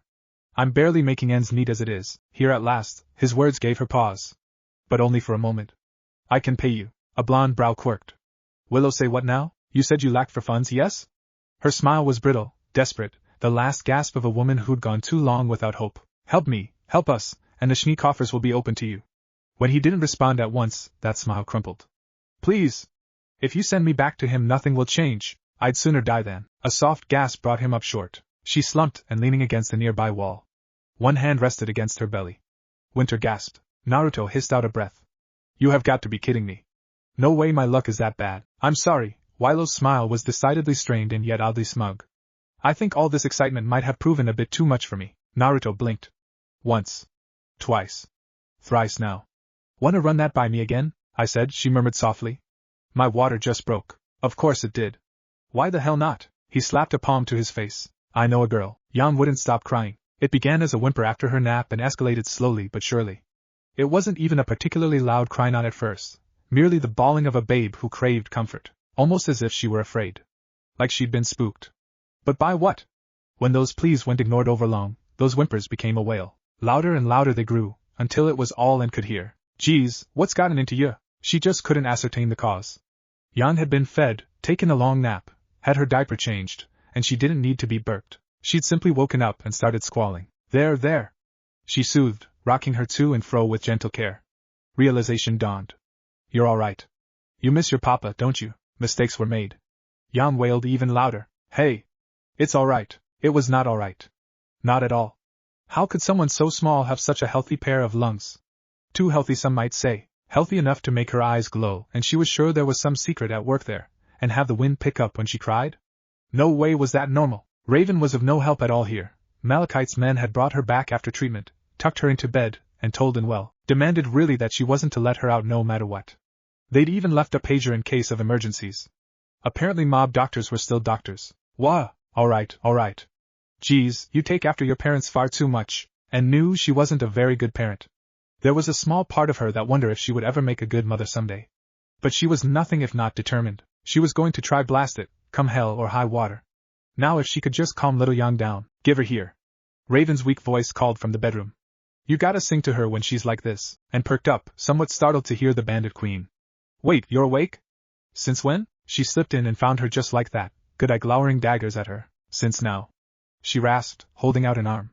Kid's noisy, give her here. Reluctantly, and complied with her wishes. Here, you calm her like this. Jan quieted the moment she was in Raven's arms. Well, arm, really.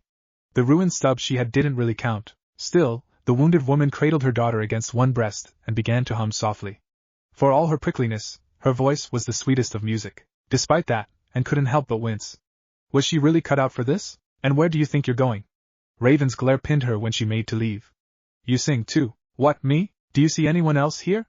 You're responsible for this runt. The ghost of a smile touched Anne's lips. Maybe this wouldn't be so bad after all. Miranda Malachite wasn't happy to see him. Naruto took one look at her and knew it at a glance. The subtle frown marring her lips, the slight twitch of her right eye, the way she walked stalked just a little too quickly around her desk to meet him halfway into her office. Underlings scurried out of her way and out the door, none daring to meet her eyes. To her credit, she waited until they vacated her office. The moment they did, she closed it, locked behind her, and whirled to face him. Do you not know the meaning of subtlety? It was as close to a rebuke as he'd get from her, if only because he knew she wouldn't dare provoke him. You've made quite the mess for me. Naruto fought down a sigh. He did not succeed. I tried to be civil. He forced my hand. Oh yes, she clicked her tongue. The Shnee forced you to slap the daylights out of him, did he? Naruto scowled. He hit his wife. He was about to beat her for talking back. Would you rather I ignore that? She's got spirit, and now you've thrust said wife at one of my doctors. Despairing eyes sought the ceiling. She's gone into labor. For crying out loud, you've brought far too much attention down on us. Naruto didn't budge. Be that way, fine. She whirled away, pinching the bridge of her nose. I get it, I do. Don't worry. I'll make this go away. It'll cost you another favor though. Another one? A pearl of anger coalesced in his chest. No. Her lips pursed into a thin line. I don't think you realize just how much work you've thrust at me. She thrust an open palm at him, 5 fingers splayed. I have witnesses to silence, officials to bribe, a headmaster to place, footage to erase, and a Shnee to intimidate. Their pockets run deep, and their grudges deeper, all because you couldn't control yourself. When he didn't answer, Miranda stalked back to her desk. We can't hold him forever. Hell, our intention was never to kidnap him in the first place. Her eyes sought his, and for once, he was the once to wince, just to remind him of his obligations. Put pressure on him. We tried that, but he clearly remembers you. He's not happy, let me tell you. So you're going to let him go? She planted one hand on her hip. Unless you want Atlas death squads banging down our door? Unbidden, Naruto thought of Willow's pitiful expression. Nothing will change, damn it. Some of his intent must have shown through, because Miranda perked up. Her smile, once pensive, became sly. She circled back around the desk again. Tilted her head just so. Her gaze was far too keen for his liking. With a single glance, she read him like a book. I know that look. Her fingers stroked his arm, dancing across the bicep there. You're up to something. Care to fill a gall in? Not a chance. Anything he told her would probably be used against him. I want to talk with Jacques. She only shrugged. It's your funeral, dear. The Shnees are powerful. He drew himself up to his full towering height. So am I. Hope you're a good actor then. You'll need a miracle to pull this off. A rare thought struck him. He ran with it all the way home. I've fought a fair number of villains in my day. Rise and shine, Jacques. With those 5 fateful words, a vicious roundhouse rocked Jacques' world. Pain hauled him out of restless slumber, and snapped him back to reality. He tasted blood in his mouth, found a gap where one of his front teeth had been, and fought down a snarl. Fury sparked within him. How dare he? A tooth! He slurred, blinking the spots out of his eyes. You cost me a tooth. I'll have your hide for this. No, a low voice crooned, I don't think you will. The shadows parted and someone stepped forth. It was that rogue from before, the filthy reprobate that dared to lay a hand on him. He tried to rise and meet him, only to find himself shackled to a chair. Heavy chains bound his limbs, all but holding him in place. In vain he cast a glance about at his surroundings, searching for something, anything that might save him. He found nothing, for the building was vast, its walls wide, its ceiling higher still, and used machinery lined the walls, framed by stacks of unmarked crates and other bits and baubles he couldn't comprehend. All of it looked long abandoned. Forgotten. Straining his ears availed him naught. He heard only the faint sounds of the sea. Water? Were they near the docks, then? This boded poorly. You just couldn't play along, could you? His captor took a seat, spun it around so that the back was facing him, and plunked down into it, legs splayed on either side. You just had to make things difficult. I am so tired of people like you. Jacques bridled with an indignant sputter. Now see here. I am talking. Clenched knuckles plowed into his face, taking yet another tooth. And I'm not listening. A snarl tore his words away. Jacques rocked back in his chair, eyes wide. You know, it's funny. His captor rumbled. Some people say a good deed never goes unpunished. Slim shoulders rolled in a shrug. Never really believed that myself. I like doing good deeds. It's what I do, you know? He hung his head with a sigh. But I'm tired. From the moment I landed in this world I've stumbled from conflict to another, and all the while, the sound of grinding teeth filled the air. People keep trying to take advantage of me. I save a mother? Bam! Gotta raise her kid. Try to get her healed? Roped into helping a sneaky spider. And when I stop you, a golden hand caught him by the chin, fingers biting painfully against his cheeks. Well, you know the rest. You can't keep me here. I'll have your head out. There has been just one person -1, who gave their help freely. He could feel the bruises beginning to form as the blonde squeezed his face, and now I find out she probably has secrets of her own. A tinny laugh left his lips, weary and hollow. I just don't understand it. Am I cursed? Going mad? Both? I want to keep my word, you know? To do what I set out to do, Jacques whimpered. So believe me when I say, those clawed fingers turned his head aside, I'm trying to be normal. So here's what you're going to do. First, you'll pay Malachite what you owe her. I do not consort with criminals, Borg. A harsh slap struck his teeth, taking another. I'm sorry, did I break your concentration? Naruto's smile was pure venom. Second, you'll get down on your knees and beg your wife for forgiveness. Another slap. And third, you will never, ever, lay hands on anyone again. Pain sparked a rage deep within Jacques, kindling his courage. The businessman sneered. Bravado. Cheap fear tactics. That was all this was. He was invincible. Untouchable. The world needed dust, and by definition, it needed the SDC. Him. One could not exist without the other. Any threats he leveled at him would be moot once the forces of Atlas came for him. You can't force me to do anything. He lifted his chin in surly defiance. I'll see you ruined for this. A blonde brow rose. I haven't done anything wrong, haven't you? Now it was his turn to sneer. You struck me in broad daylight, kidnapped my family, then spirited them away to parts unknown. Is that not a crime? And you beat your wife. The retort proved swift. Have I? An ugly smile was his reward. Will she agree with that, I wonder? Speak to her again. I believe her story will change once she realizes the ramifications of her actions. No response? Good. It was his turn to talk now, to remind this fool of his place. Word will get out. I'll see to that. And once it does, you'll never know peace. I'll destroy everyone and everything you love. He leaned forward in his chair, chains rattling behind him. It doesn't matter if you're innocent. I'll make a monster of you. Silence reigned supreme. And then. Ha! He wasn't prepared for the laughter.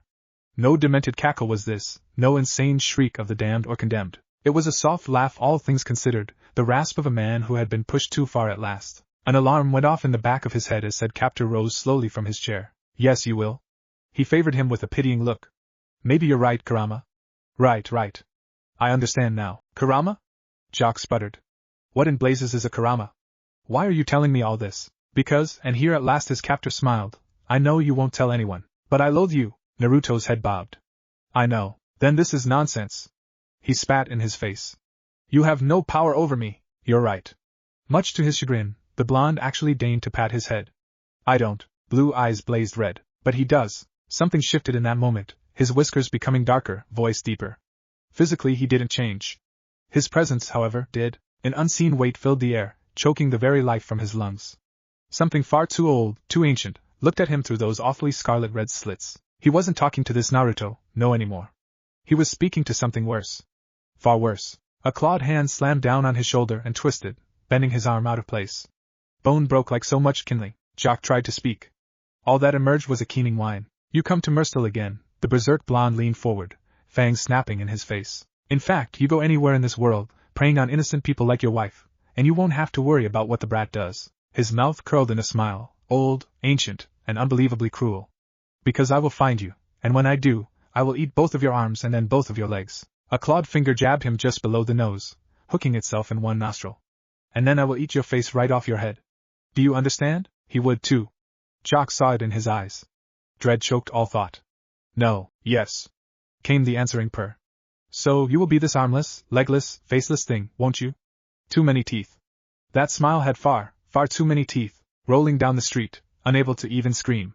I hear it's an awful way to live. Do you feel me? One could threaten a man, not a monster.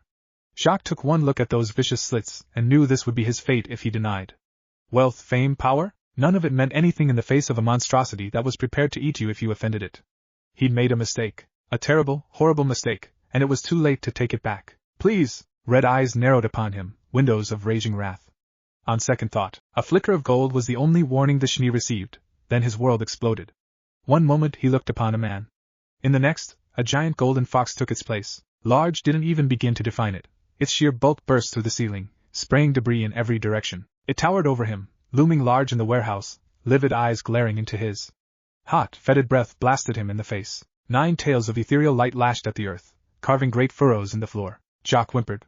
A faint dampness registered against his leg. He'd soiled himself. If it had been terrifying before, then this was sheer horror, pure and primal. It grinned at him then, the sneer a predator might direct toward its cornered prey. The beast's maw opened, brimming with teeth as large as he was tall. And in that fleeting instant, that moment before his mind broke, Jock knew his fate. I've blundered. That last, tiny part of his sanity bleated. This is it then. I'm dead. Almighty jaws snapped down on his body, annihilating him, chair and all. His life ended in an instant. No evidence was left behind. None, and from that moment, that slip, that lapse of control, nothing would be the same. Malachite was waiting for Naruto when he finally slipped out the door. She leaned past him. Took one look at the ruined room. Paled. What have you done? Spoiled the girls. She'd finally found her trail. After searching for what felt like an eternity, Summer Rose had managed to track Raven Bramwin down. It hadn't been quick, and it certainly hadn't been easy. Even now she fought down a snarl as she stalked forward through the thicket. A branch swung back and slapped her in the face. The hunter sputtered, slapped it aside, and marched on. Anger kept her going. It helped her press on, to persevere, just as she threw grim and foul weather, through anyone and anything foolish enough to bar her path. She was strong. She was mighty. She would not be stopped. Gah! A yelp tore out of her as her hood snagged on a scraggly branch. Again? All right, maybe a white cloak wasn't the best choice to wear. It kept getting caught on everything. Thrashing her way free, she stumbled out into a clearing and paused to get her bearings. There. Smoke on the horizon. It had to be Raven's tribe. Couldn't be anything else out here in the boonies. There had been rumors of bandits in the months ago, a slim lead, but it was all she had to track Raven down. Now it seemed her hard work was finally paying off. Her goal was in sight. Her conscience stabbed at her. This would have been so much easier if we'd brought Crow and Tai along. Summer smothered that thought a heartbeat later. No. Absolutely not. Had to be her. Alone. Someone else might have gotten it wrong. Crow was too unstable, racked by drunken grief. Taeyang no. The less said there, the better. She'd taken Crow's niece, but Yang was Tai's daughter. His baby girl. If he ever saw Raven again without Yang, he just might kill her, but none of that mattered now. Because she was on the case. She'd kick her flighty arse before the entire tribe if that was what it took. Bad birdie. Very bad birdie. She'd beat her down and drag her back.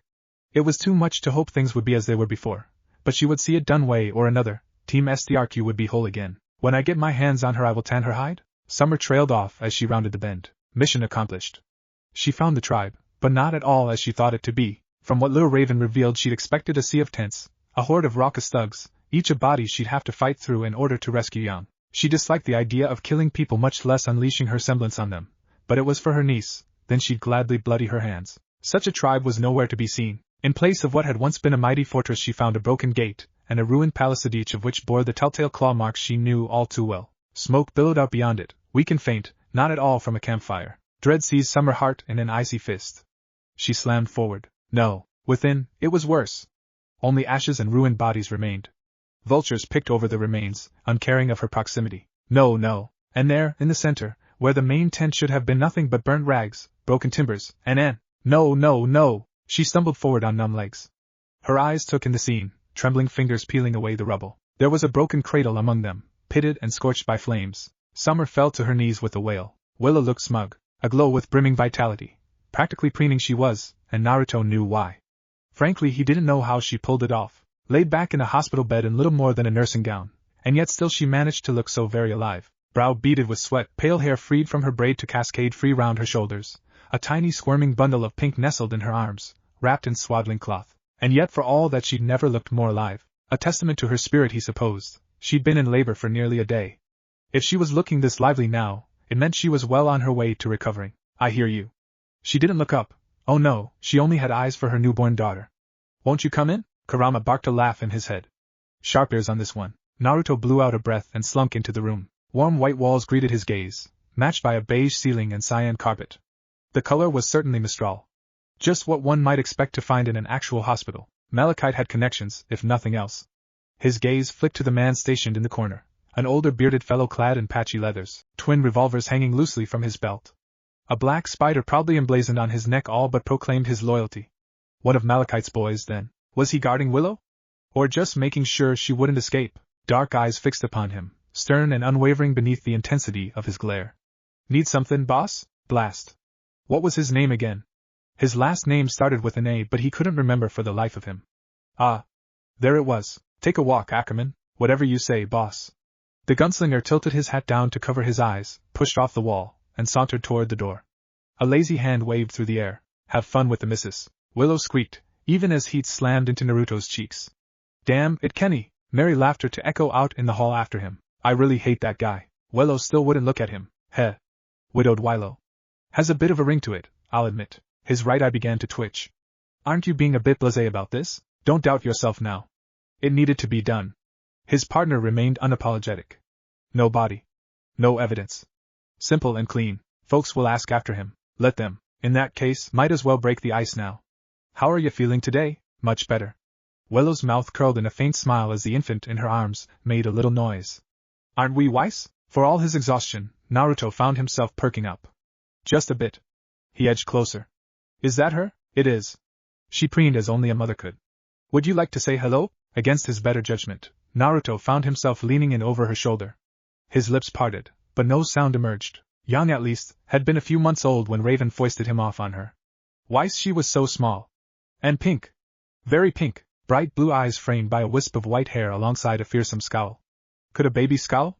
She was making a good show of it. Something told him she would grow up to have a healthy pair of lungs. By the sage, she really was staring at him. I'm free to raise her properly now. A tiny shiver shook Willow's shoulders. Here at last she looked up at him. Thanks to you? Crystal blue eyes met his, damp with tears. You killed him. It was not a question, more a statement really. He wasn't sure how she knew. Maybe Malachite had welched on him when he wasn't looking. She'd certainly been shaken enough by the sight. Perhaps Willow could simply read the blank on his face. She might have guessed and not known at all. Lying gained him nothing here. It wasn't as if he'd sold his soul. Not to Willow, at least. A low sigh trickled into the room. I did. Good. There wasn't even a moment of hesitation. Was it painful? Giant jaws snapping down. A scream. The crack of bone. Let's just say it left a bad taste in my mouth. Blech. Kurama gagged at the reminder. He did not taste good. Willow blinked, not quite comprehending his reply. But you don't feel guilty about it. Naruto considered that for a moment. Guilty for killing an unarmed man? Yes. Guilty for ending Jacques? He wasn't looking forward to the chaos that would follow, but now that the deed was done he found he felt lighter for it. If there had been another way, he would have happily taken it, but Jacques had left him no choice. Leaving him alive would only torment Willow. Worse, the Shinii had all but professed his desire to make his life a living hell. Releasing him hadn't been an option. Use all his resources to make his. Nope. She tilted her head just so. A strand of damp hair fell across her brow. Then why do you have a bad taste in your mouth? Kurama made a noise of discontent, one Naruto mirrored. Nope. Not elaborating. Not a chance in hell. Willow swooned suddenly, and not from glee. It proved just the distraction he needed. You alright? Just bit faint. She favored him with a wan smile. It was something of a difficult birth. I'll be alright. A black cloud fell over Naruto's every thought. Willow might be fine, but why take that chance? He'd already learned his lesson with Raven. By the time he'd found her, it was nearly too late, and her recovery had been hobbled because of it. Better to ask forgiveness than permission. A single step brought him closer to Willow. From there laid his marked hand upon her shoulder, and pushed a bit of his divine chakra into her. Oh! Willow sat up, a bit of color coming back to her cheeks. That feels quite nice, actually. What is that? Aura? Not quite. She tilted her head back and made a little noise caught somewhere between a whine and moan. Heat hit his cheeks again, and he looked away. She squirmed in her bed, making little noises that heated his blood while his chakra did the same to hers. Every physical injury was sought and mended with ruthless precision even as he tried to ignore the sounds she was making. Finally, she leaned back and sighed once. It seems I owe you yet again. This time her smile held a pearl of strength. Whatever you did, I feel better. Refreshed. You have my thanks. Weiss suddenly began to squall in her arms, startling them both terribly. My. Willow tooted. Poor dear. You're hungry, aren't you? Nimble fingers unfastened her gown. Naruto caught a tantalizing glimpse of milky white skin before the infant latched on, before he tore his eyes away. A lifetime ago he would have spat and sputtered like a loon, made an utter fool of himself. Now, all this the madness and violence had not quite inured him to it, but he had the decency not to leer while she breastfed her baby girl. A minute passed before he dared speak again, so, at length he coughed into a fist. What will you do now? I am not certain. Willow pursed her lips, turning her gaze toward the window and the world beyond. I doubt Jacques left a will behind in the event of his death. He wasn't the sort to think of such things. Still, her chin lifted a little as a spark of defiance shone through. I will find my way. She looked so pitiful. It was too much. He just couldn't help himself. Damn him and his blasted bloody bleeding heart. It might be able to help on that front. You've done so much for us already. Her brow drew down. It would be remiss of me to ask for more. She wasn't lying. Her emotions were plain as day. No fear, no hate, no glee, only exhaustion.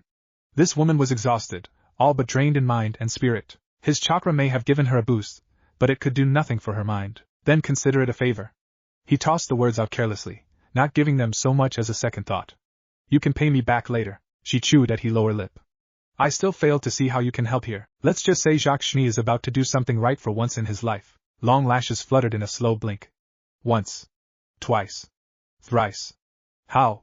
You yourself said he was dead. He was. Nothing would change that. There was nothing left of that lunatic. But no one said he couldn't deliver a posthumous speech. Naruto crossed his fingers. Smoke flared. Willow recoiled as if she'd been struck. She physically jerked back, trying to put as much distance between him and her as she could. The sheer pain in her eyes almost made him regret what he was about to do. Almost. Canceling the jutsu was second nature to him. Indeed, the very moment he did so, the tension drained from her shoulders. Oh. Willow blinked as it faded.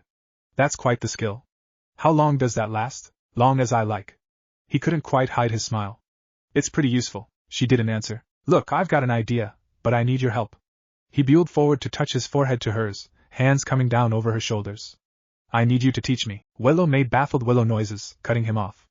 This is too sudden. My body isn't ready. Naruto blinked. Your body? The faint pitter-patter of feet behind him drew ears and eyes alike. Naruto pivoted, already knowing who he would find there.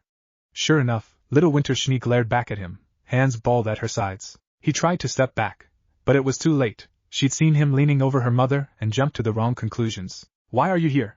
Her scowl promised bloody retribution. This is a place for family. You are not my father. No, I am not. He plastered a smile to his face, one he didn't quite feel. But I will tan your hide if you keep abusing my hospitality. How's that for fatherhood? Willow snorted. Winter clammed up. Go on now. He made way for her when it became clear that she wasn't going to budge. See your sister. She's here? Winter scooted forward, trying to keep an eye on him and failing utterly. She saw a tiny bundle of pink nestled against Willow's bosom and that was it. Something raw flashed in her eyes. All anger at him was forgotten in her haste to see her new sibling. She didn't so much run as she did scramble her way closer. She all but thrust her up over her mother's arms to get at her. A small, girlish smile touched her pale face. Hello, Weiss. Willow met Naruto's stare over her shoulder, as when they shared a glance, and nodded. Not 3 days later, Jacques Schnee held a press conference at an airport in Nostral. Before the eyes of the world he stood. Thank for coming here today. He betrayed on the slightest sign of anxiety by fiddling with his collar. I'm sure you're all terribly busy, so I'll keep this brief. A faint cough into his fist followed the first. I'm sure you've all heard of my disappearance these last few days. Some of you thought me dead. Others mad. His mustache twitched. I wish to dash these rumors. Miranda Malachite hummed softly, as she raised a flute of champagne to her lips. Oh, he was good. He was very, very good. The spider had found her fox. I have not been a good father to my children. Nor a good husband to my wife. That changes today. Countless reporters held their breath. So did the world. A moment passed. And then, as such, I am stepping down from the SDC. Effective immediately. I have made many mistakes, both toward humanity and faunus alike. Ironwood's brow shot into his hair as he regarded the screen. What the devil is he doing? He wouldn't surely? And I can no longer run this company with a clean conscience. Willow's jaw clicked open. If she hadn't seen the skill firsthand, she would have thought him real, but the words told a different tale. Shock would sooner die than say such. He hadn't told her he'd dodo this. Mother? Winter tugged at her sleeve. Father's alive? Sure, she hushed her. Let mommy listen. All my stock in the company, as well as my resources, have been bequeathed to my wife. Her and her alone. Questions abuzz, but he spoke over them. This is not a matter for discussion. His voice boomed, silencing them. The deed is done, the papers signed, the matter settled. I have chosen to live in exile. Such will be my penance for my crimes. The bullhead you see behind me will take me to the heartlands of Mistral, from which I will eke out a humble existence in solitude. I do not intend to return. Do not look for me. His hands gripped the podium, ice blue eyes staring into the camera. The SDC now belongs to Willow Schnee. Willow's jaw clicked open as she watched the press conference dissolve into chaos. Realization broke like the dawn. A lone tear rolled down her cheek. You beautiful bastard. Raven's legs kicked in the air as she cackled, and rounded on her. You knew he was going to do this? I didn't. She crowed. Doesn't mean I can't laugh my ass off at it. The door burst open. There was neither word nor warning for what came next.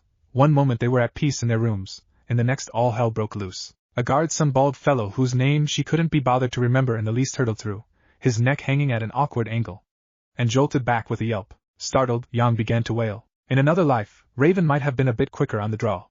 As it stood, her injuries and shock slowed her by a hair. She was only just beginning to rise when she saw them. Masked men stormed in, stomping over his corpse. A great big brute of a man led them, his eyes locked on her. Her, Raven Branwen, and no one else. Take the girl. Understand proved cold as it was bitter. Salem's flunkies. They tracked her down. Worse, they still thought she was the Spring Maiden. Raven cursed and forced herself upright, to no avail. Her legs buckled beneath her. Shit! Still too weak. If she could just reach her sword, no, she couldn't even do that, because she was holding Yang. Putting her down wasn't an option. She shivered her to the nub of her ruined arm and tried to balance her there, to no avail. She wouldn't stop crying. The giant was coming closer, even as his flunkies moved to flank her, and stepped forth, placing herself between her and certain doom. It was such a simple gesture, yet something in it set the former maiden's senses shrieking. She hadn't heard her move. Her footsteps, once loud and noisy, suddenly held no noise at all. Stand aside. The giant rumbled down at her. We're not here for you. She smiled up at him, all innocence and sunshine. Might I ask your name? When faced with such politeness, the giant couldn't help but falter. Hazel. Now move. All right. Hazel. And continued to smile. It was not a nice smile. You won't be taking anyone. I suggest you turn around. What can you possibly do? He didn't scoff, but he did scowl down at her hand. Are you going to attack me? With that kitchen knife? I tried being nice. Her face went blank, the mask slipping away inch by agonizing inch. But if this is where it leads me, if you're going to come after that baby girl. Something flashed in her eyes. Raven almost thought they burned. Then you're gonna have a bad time. Her would-be attacker looked down, startled to find that simple knife thrust through their chest, buried to the hilt. A black mark bloomed over the wound. It kept spreading, creeping over them like a disease.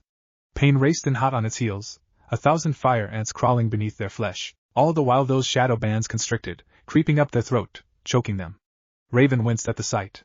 It looked awful. Painful. Evidently her victim agreed, because his voice rose in a reedy whine. What have you done? Oh, good. And hummed softly. Seems my semblance works just fine after all these years.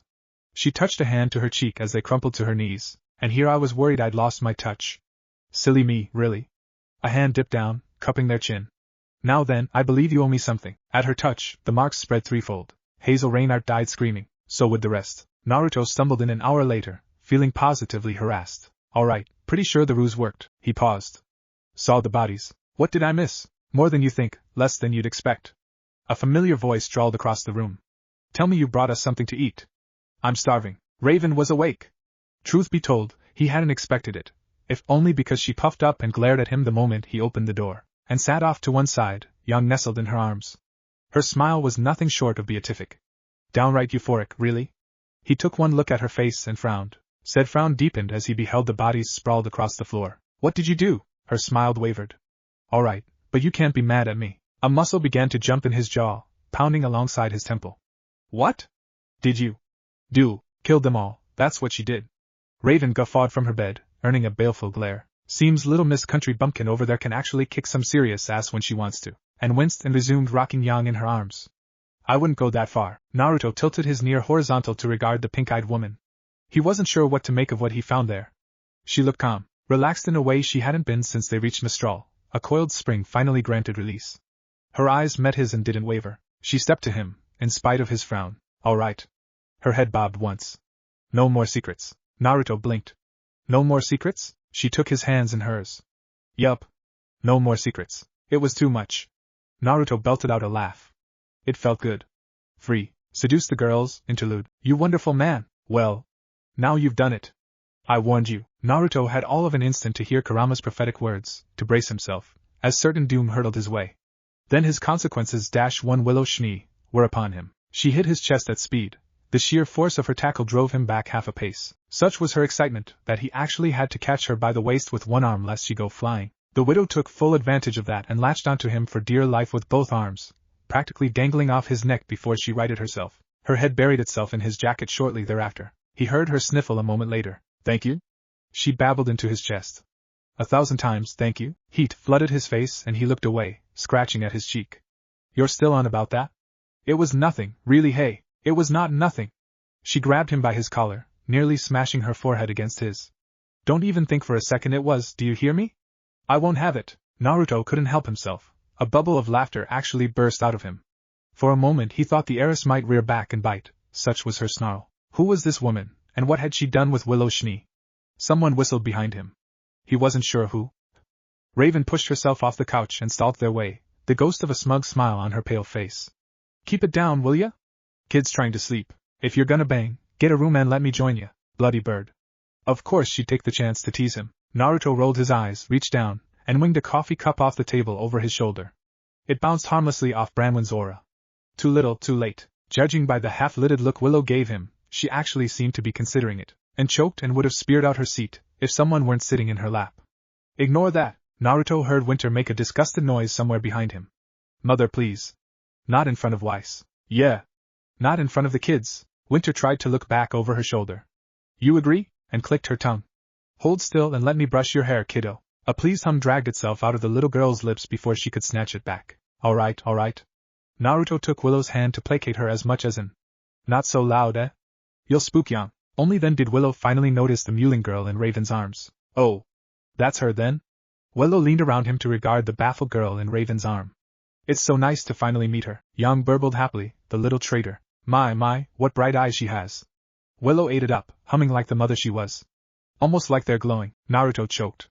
Irk. Raven made a strange sound and tried to draw back, no doubt annoyed at having her bluff called, but there was only so much one could resist with a single arm. Willow was relentless.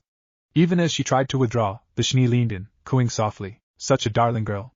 Quick as can be, she kissed her forehead. Aren't you? I'm sure you and Weiss will be the best of friends. Naruto hid a tiny grimace behind a false smile. If Yang grew up to be anything like her flighty other, then the two of them would get along like a house on fire. But that was a problem years in the making. Maybe even a decade. For now he was content to let Willow stew in her delusion. Who knew, Yang and Weiss might be fine siblings someday. Siblings, you say? Naruto's throat closed. Slip of the tongue. He could feel Kurama's grin. Sawyer. Keep telling yourself that. Right, very nice, and pushed herself between the two of them before he could get a jab of his own in. Why are you here anyway? Don't you have a company to run? Willow batted her eyelashes at her, the very picture of innocence. Can I not visit an old friend? A kitchen knife flashed out and sleeve and landed in her hand. We're not friends. Meh. Raven shrugged one shoulder. She's not so bad, for a Schnee. See? Willow preened. Money talks, dear. Unrin rounded on her with a squawk.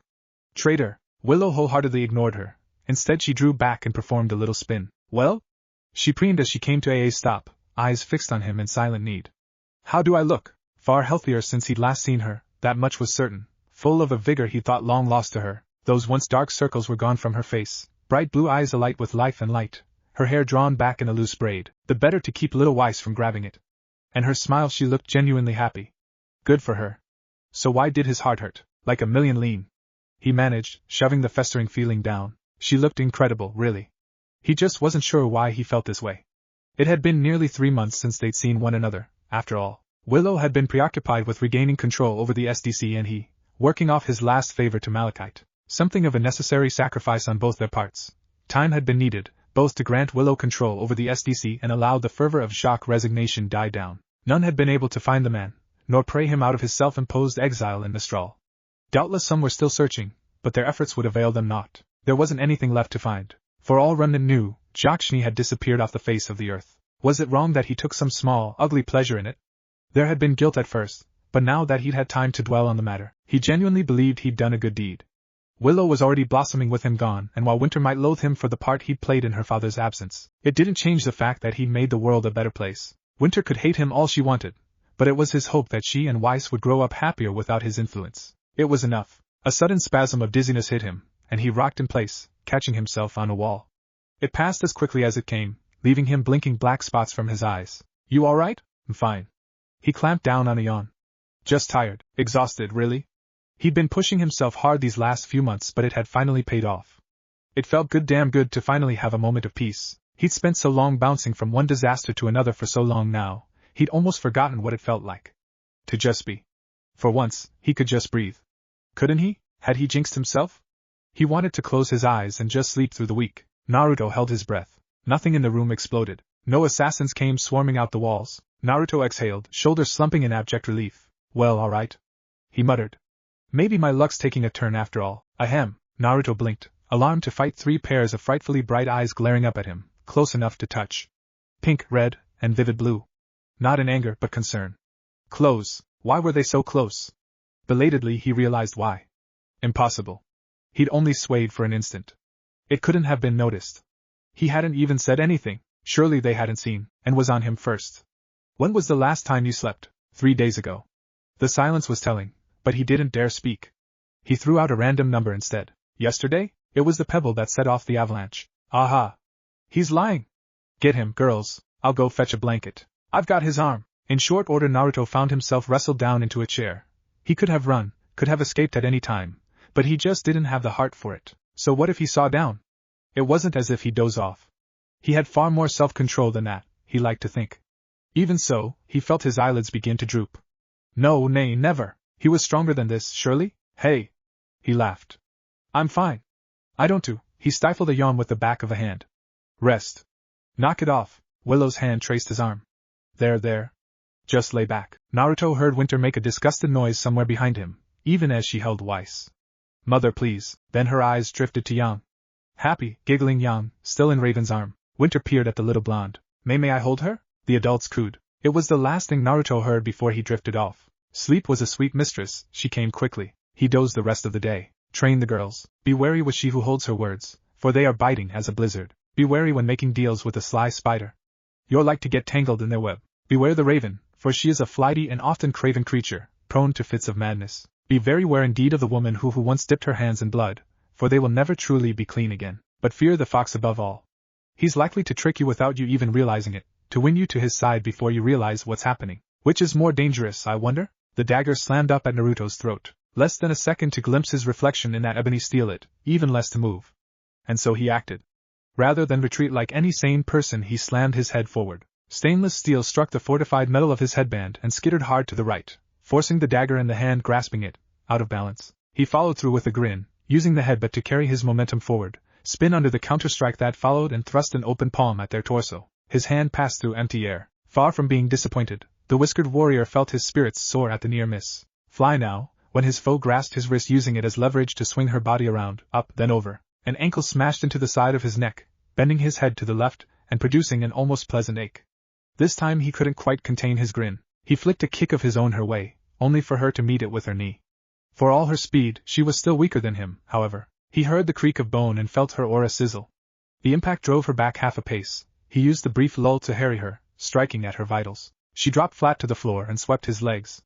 The world went sideways, steel flashing out as he fell. Cheeky little! An open palm slapped against the mat as he took the full weight of his body and pivoted into a flowing handstand. What was once a lurching fail morphed into a vicious spinning kick, one that caught his foe full on the chin and sent her sprawling. She went down for all of 2 seconds. He knew, because he counted them. Then she was on him again, knife weaving a curtain of steel death before him. Her fist sought his chest and he smacked it away, only for her to return in kind with her dagger. He slapped it out her hand. That only made her even more dangerous. On and on they went, ranging back and forth like a hurricane, a deadly dance that promised defeat or death to the first who faltered. She gave ground when he picked up the pace, forcing him to pursue her, and he in turn, counter, feint, block, riposte, grapple. It was, in a word, glorious. He just couldn't pin her down. Enjoying yourself, are we? Haven't seen you smile like this in a while. Naruto bit his tongue to stifle a smile. He really was, strange as it might sound. His adversary was skilled, quite possibly the most skilled close combat fighter he'd ever seen. She could have taught Lee and Niji a few things in sheer technique alone. Her form was some mad blend between the two, with bits of knife play interposed between. Just how many daggers did she have up those long sleeves of hers? It proved a worthy challenge. She leaped in and kicked him again, smashing a slipper-clad foot into the side of his head to bend his neck to the left. This time, he didn't let her escape. Thanks for that. 5 firm fingers flitted up, snatching her leg and holding it there she could vault away again. Had an awful crick there. You cleared it right up, and Rin glared back, bright eyes flashing with mirth as held her. Sturdy bastard. Naruto laughed in return. Slippery witch. He was still laughing when she twisted her other leg around his thigh and lunged, and all but mounting him. Her dagger flicked in at his eye, forcing him to twist aside and fling her toward the ceiling. Credit where it was due, she didn't let it faze her. A quick twist in the air gained her the high ground for a moment. She used it to rain knives down on him. Faced with such a deadly hail, discretion proved the better part of valor. Causing he kicked, he batted them aside. Only took his eyes off her for a second, really. The moment he did, she was behind him. There. An opening. Swing. Oh wow. And Rin tumbled to the floor, clutching her chest with one hand. Right in the boob. Damn it, you hit hard. Shit. A stab of guilt pricked at him as he lowered his stance and rushed over to her. I'm sorry. A knife tickled the inside of his left nostril. He froze. Stop. Her smile was still there, but the words proved a dangerous a gentle reminder of what she could do given the opportunity. I'm rusty, not weak. There's a world of difference between those two words. Soulful pink eyes regarded him intently, half-lidded and brimming with thinly veiled desire. Don't take it easy on me like you do, Raven, Yang's mother swore from the sidelines, still struggling with her crutch. Piss off. Once I get my legs working proper, you're next, brr. The former killer lowered her weapon and feigned a shiver. I'm quivering in my slippers. Raven made angry Raven noises. Just you wait, less talk, more walk. Naruto ushered her forward. One foot in front of the other. His words achieved the desired effect. If there was one thing Raven hated, it was being baited. Her good eye flashed as the one-armed woman dragged herself onward, determined to make another lap around the ring, or die trying. They really did need to get her a prosthetic one of these days. He would have by now, if it didn't mean deepening his debt to Miss Malachite. Speaking of which, and continued on apropos of nothing, how's the Schnee doing? Willow skated past them on a road of gleaming glyphs, carrying little Weiss in a sling at her chest.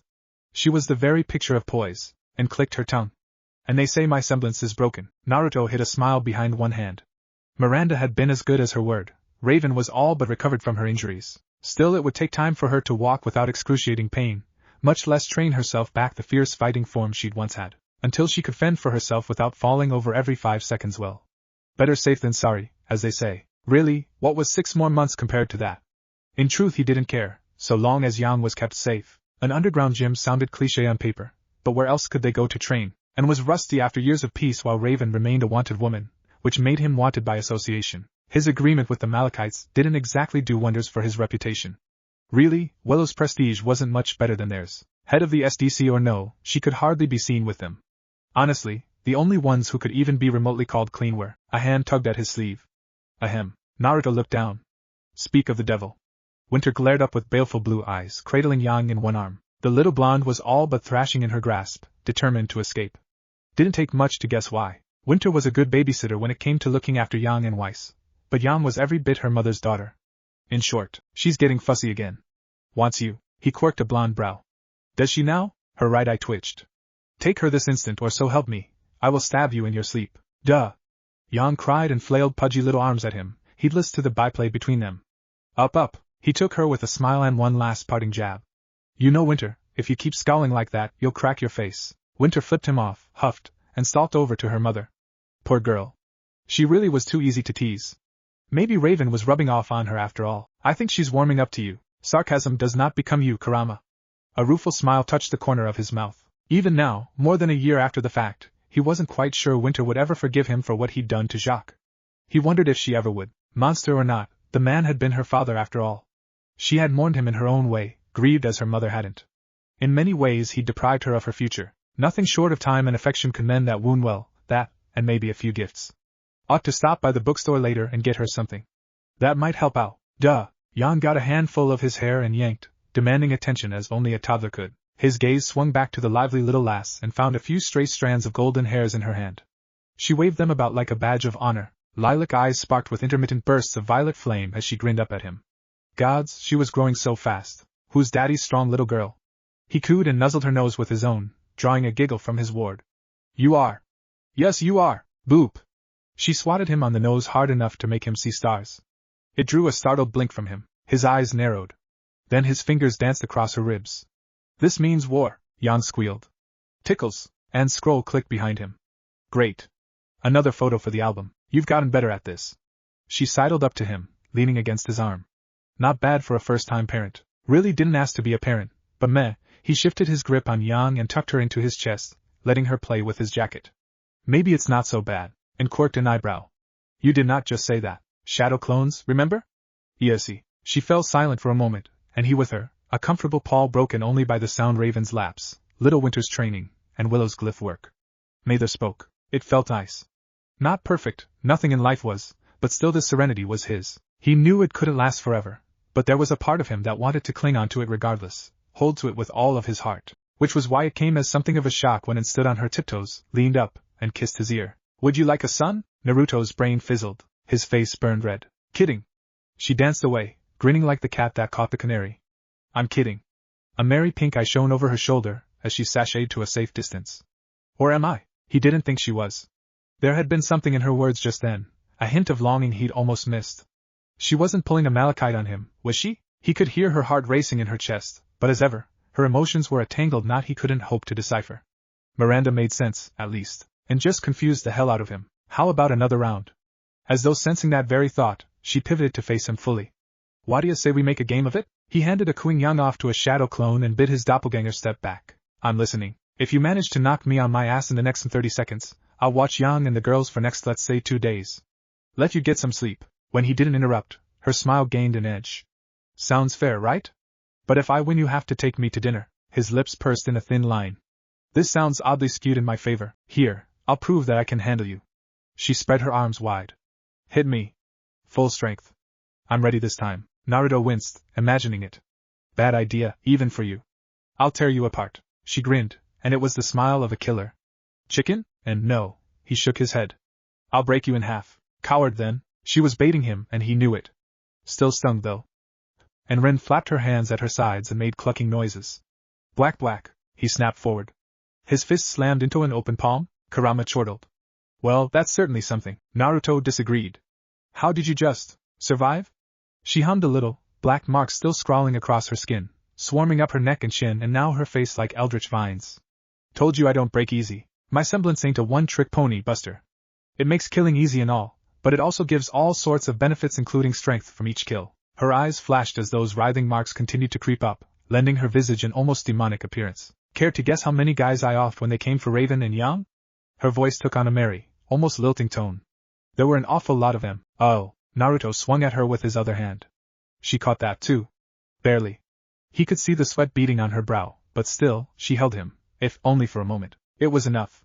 She tilted her head slightly, long hair falling over one bright eye. My turn. Then she launched him through a wall. Corner the girls. You have failed me, Leonardo. Lionheart prostrated himself before the seer, forehead kissing the chamber floor. It was all he could think to do. He couldn't raise his head for fear of being struck, just as he didn't dare stare into its inky depths because he knew who would stare back at him. This monster awaiting him on the other side. Even now could feel her gaze drilling a hole through him. Assessing him.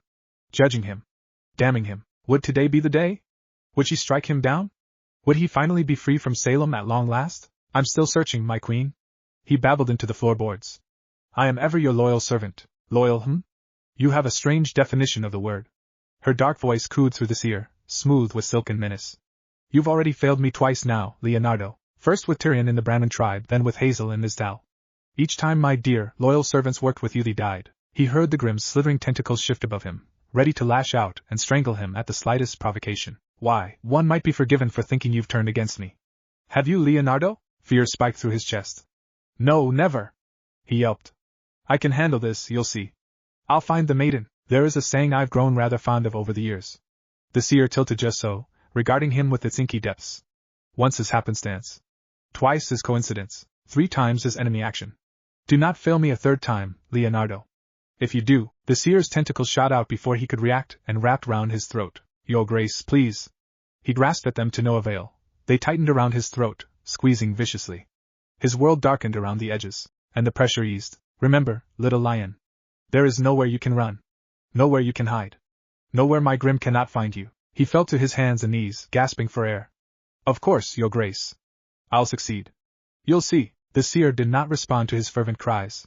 It was inert once more. Lionheart stumbled from the chamber, crawled, really, and sealed the passage behind him. He didn't dare look back into the darkness for fear of what he might find there. Hauling himself up on trembling feet, he dragged himself to his desk and slumped into his seat. With trembling fingers he procured himself a dark green bottle and a glass from its built-in cabinet. After only a moment's pause he cast the latter aside and drank from the bottle proper.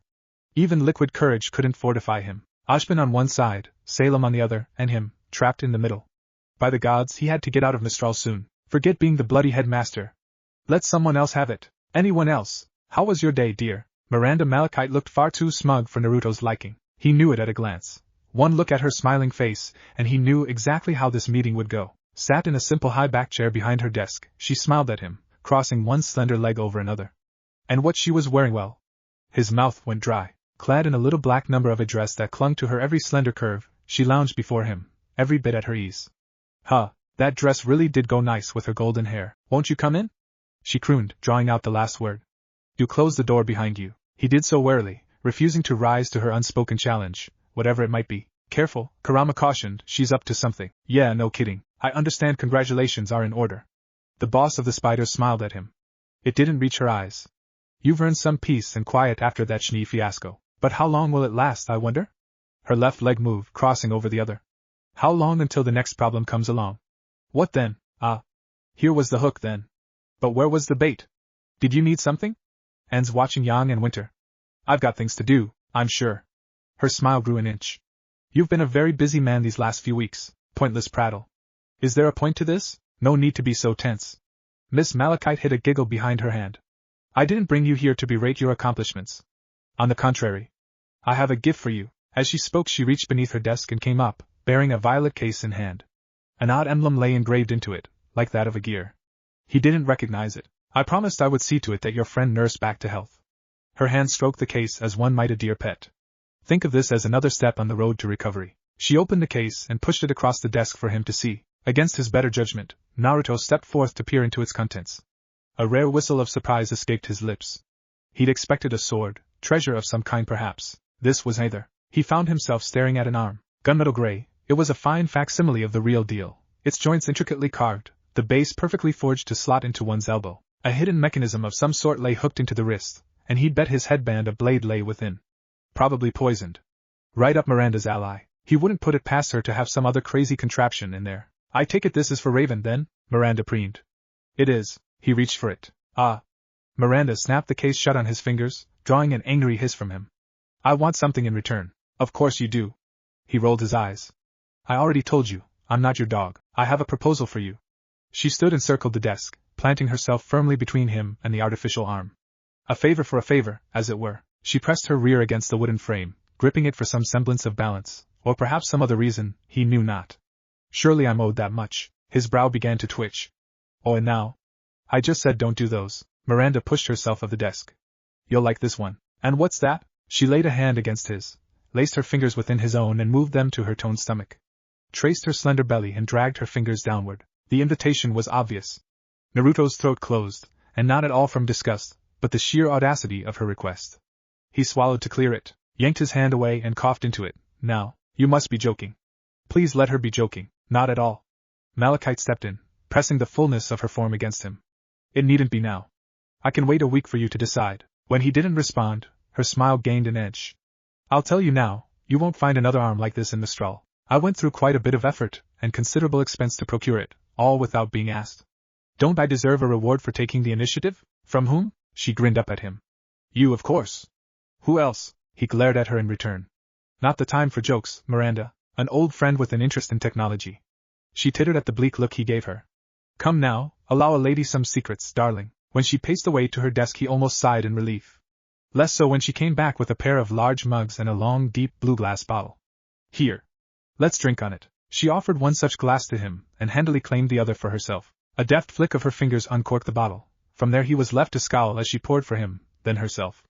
A faint fruity scent reached his nose. He ignored it, and kept his gaze fixed on her, not trusting her one bit. I'm hardly asking for a relationship.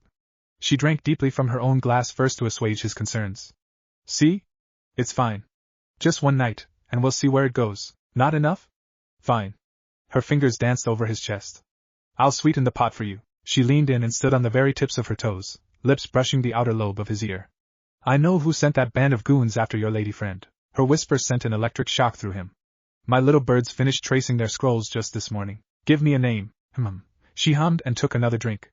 Give us a kiss first, darling. For the love of... Face burning, he pecked her on the cheek. Boo. Miranda touched her face with a sigh. Well, it's a start. Sit down and I'll tell you what I know. Naruto plunked down into a seat. Have a drink, she said. You'll be fine, she said. Miranda was all smiles. Tell me, what do you know of Leonardo Lionheart? The hell is this? Naruto sighed. A metal arm. Raven glowered at it. I know it is, you fool. Why are you giving me this? Sage, save him from this stubborn, prickly woman. He'd cornered Raven in her room and presented her with Miranda's gift, certain she would appreciate it. Now? He wasn't so sure. She eyed the damn thing like the flighty bird she was at heart, ready to run given the slightest provocation. Her sass didn't much help matters. He could only count himself lucky they were alone. If Ann and Willow didn't have the kids preoccupied, they wouldn't be having this conversation in the first place. Speaking of which, watch your tone. Raven wilted. Fine. Why give it to me, for you to use? He hefted the box at her. Here. Take it. What? She balked and stepped back. No. You're not sticking that piece of tin on me. There it was, the crux of the matter. She was afraid to be sure, but she was just too damn proud. Raven, he began slowly, trying not to sigh again, you have one eye and one arm. You can barely walk, let alone swing a sword in your condition. This will help you. She huffed and turned away from him, forcing him to move just to face her again. You can keep Yang safe with this. I said no. She slapped the box aside, sending the arm flying. It's an abomination, is it? He caught the metal limb out the air and hefted it at her. You can always paint it. Red and black, yeah? That's your shtick these days. Her good eye swept down to the ruined stump of her arm, and the scarred flesh there. He saw the same there. It won't be the same. Don't get angry. Mustn't get angry. Miranda had already roused his temper, but Raven was driving at him, right over the edge. I know it won't, he tried to soothe her. But it'll help you. Do you really want to live the rest of your life like this? Her eyes narrowed, one under the eye patch, the other on full display for him to see. He dared to hope. Raven took a deep breath. You can take that arm. She slammed it against his chest. And shove it up your ass. The last fraying thread of Naruto's patience snapped. Tough. Raven rounded on him. Excuse me? I said tough. He grabbed her by the shoulder and reeled her in, pressing his forehead against hers. Listen here, birdbrain. You owe me. I saved your life, nursed you back to health. Any chance of me living a normal life was burned to the ground the day I chose to help you. I sold my soul to get you this arm, you hear? And you're going to use it. Soldier, what now? Not important. He clicked his teeth at her, drawing a yelp from the baffled bandit. I am exhausted, sleep-deprived, and all out of fucks to give. I have fought for you, defended you. All this time. Without so much as a word of complaint. Naruto, no! He all but snarled the word at her. No words for you. I am talking. You are listening. You. A finger stabbed into her face, grinding against her cheek. Yeah. When she finally drew back, he pursued her, pinning her against the nearest wall. When we met, when I saved you, you begged me to take Yang in, your daughter. Hysteric laughter bubbled out of him. Take the girl, you said. I did. I raised her as my own. I didn't have to do it. But I did. I could have walked away at any time and let life sort you out. But I didn't. And now you can't do this one thing for me, because it's hard. Raven slapped him. Wasn't a half-bad hit at that. Stars exploded across his vision as her palm cracked across his face and snapped his head to the right. When she wound up for another swing, he caught her by the wrist and yanked her arm above her head. A pained gasp tore from her lips, scarred face wrinkling in pain. And now you resort to violence when words fail you. He tooted. Typical. You have no idea what I've been through. She railed at him, struggling in his grasp. What I've lost. What I've sacrificed. Ah, poor baby. He drawled back. I lost my arm and an eye. Wah wah wah. You still have your life. You still have Yang. Are you going to wallow in the mud and feel sorry for yourself? Or are you gonna get off your ass and take back your life for her sake? Raven didn't respond. Of course she didn't. He shouldn't have expected her to. Listen to me. He grabbed her by the face, pinching her cheeks like the child she seemed determined to be. Listen. You are going to use this arm. You don't have to like it, but you will use it. There will be no objections.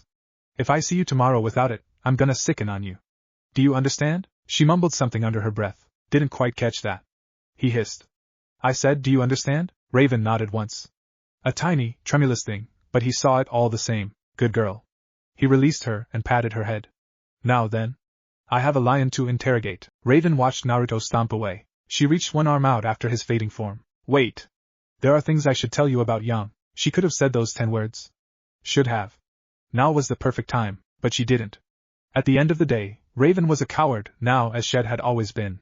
She was as afraid to take a step forward as she was to go back. And this dynamic, all the friends and allies they'd mediate reminded her of Team SDRQ, and Rin made her think of Crow. Sure played nice, but she had a core of steel underneath it all. Unlike her baby brother, she was perfectly happy to kill someone who wronged her. Willow was not Summer, she could never be Summer, but she was certainly just as emotional as her team leader had ever been. She wore her heart on her sleeve for better or worse, and come what may. Naruto was Taeyang personified. He and her ex-husband would have gotten on swimmingly, always wanting to help people, fix people. Whether they liked it or not. And the children. Little Yang, stubborn Winter, baby Weiss, they made her think of what could have been if she stayed. Raven hugged her good arm to her chest. She missed her family. Missed her friends. But she could never go back to that life now. Not after what she'd done. She had gone too far to go back now. Even if she tried, it didn't change what she'd done. She'd abandoned them. They would curse her for taking Yang, lock her up, and throw away the key. Ashbin would never let her see the light of day again. There could be no forgiveness. Not from the old man. No matter what he might claim. Her gaze strayed to the box Naruto left behind. Her arm was gone. Just like her eye and the Branwen tribe. Nothing could change that. Naruto had tried to restore the latter and failed. The damage could not be undone. To pretend otherwise was a disservice both to herself and the departed. To take up a false arm was akin to admitting defeat, saying she'd been beaten. Unbidden, his words rang in her ears. You still have your life. You still have Yang. Are you going to wallow here and feel sorry for yourself? Or are you gonna get off your ass and take back your life for her sake? Damn him for making sense. She grabbed the arm, and Rin glared at her target. Willow quavered a little, but didn't back down. Can I help you? Could she? That was the question. She really couldn't afford to be seen with them, yet here she was once more, lurking in the underground of Mistral. She had guts visiting them this often if nothing else. Small wonder young Winter was so stubborn. She'd gotten it from Mother. Her gaze flitted to the Shni in question, watching her run a practice dummy through with her rapier. Fierce girl. Stubborn girl. She'd be a true ally someday. But for now, and shifted little Yang to her free arm and offered her hand. I've been thinking. You love your children, don't you? Willow clutched baby Weiss close to her bosom and shook her given palm. I do. More than life itself. I can understand that. Anne's fingers tightened around hers, aura biting against aura. If I had a son, I'd happily die for his sake. Or a daughter. She pulled Yang a bit closer with her occupied arm, cooing down at Raven's child. The girl giggled and cooed at her as she looked to Willow. Tell me, just how much are you willing to risk for your children? The Shni heiress offered a languid blink. Everything. Even your life? If it meant they would live? Willow snarled through her teeth. Gladly. Great. She wasn't about to let Raven or the Shni get one up on her. Never mind bloody malachite. She had been out of the game for too long. Her skills might have atrophied but her mind had not. She could look to the future, and see what was coming. They would stay here in Mistral a while. She could see that, even if no one else would. Vale wasn't an option, not with Raven so deathly afraid of it. Vacuo was no place to raise children, and also out. Where did that leave them? Menagerie? Ha! Really, the only other option was Atlas, and moving there so suddenly after the disappearance of Jacques would draw undue attention. No, their place would be here a while yet. That gave them time. Time enough to prepare, to make ready for the challenges to come. To that end, there was nothing she would not do. Taking a deep breath, she steeled herself. What would you say to a truce? Another blink was her reward. To what end?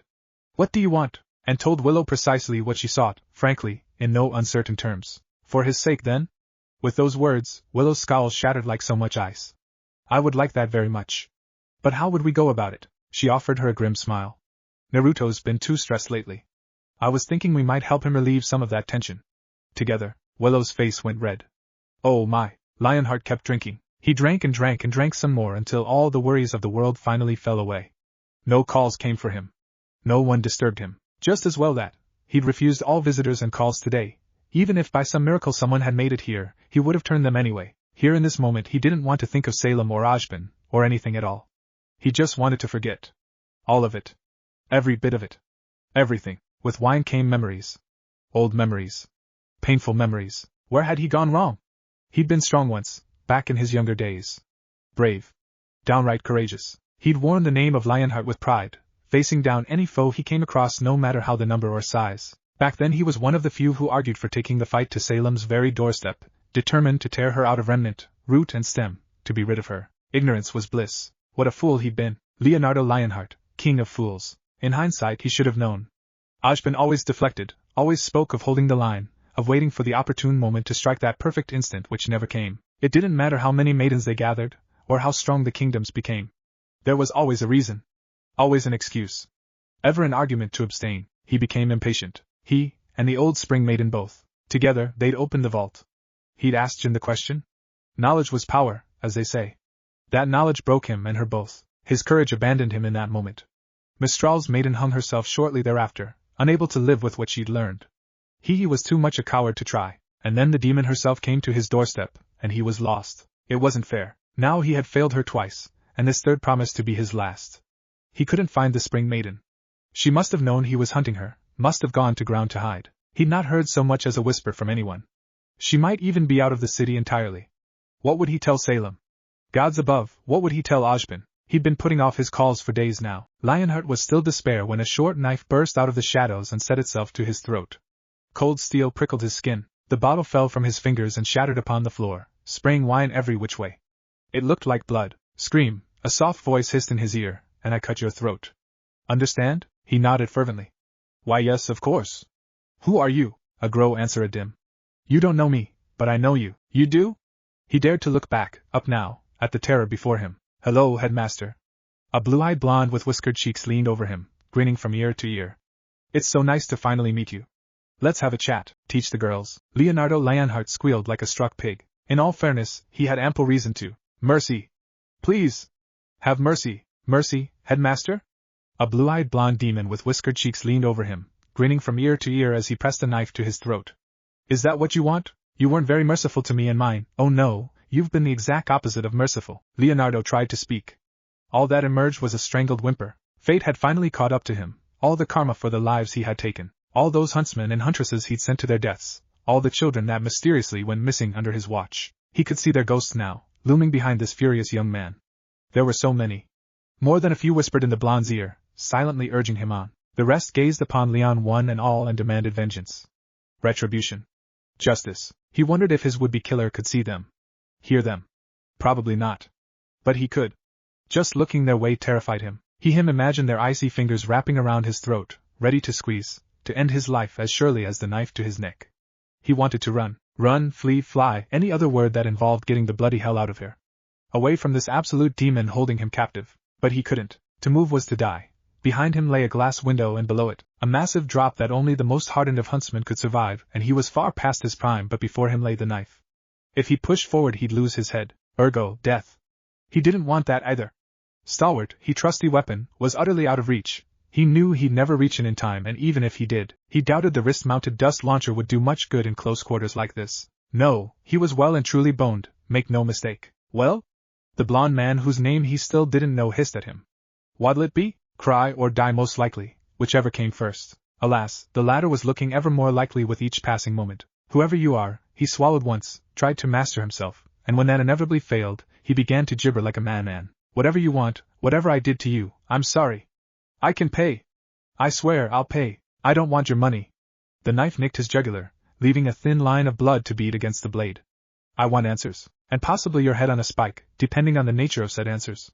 Start talking and don't try to fight back. I'm not in the best of moods at the moment. All right. I'll talk. You're one of Ojban's agents, aren't you?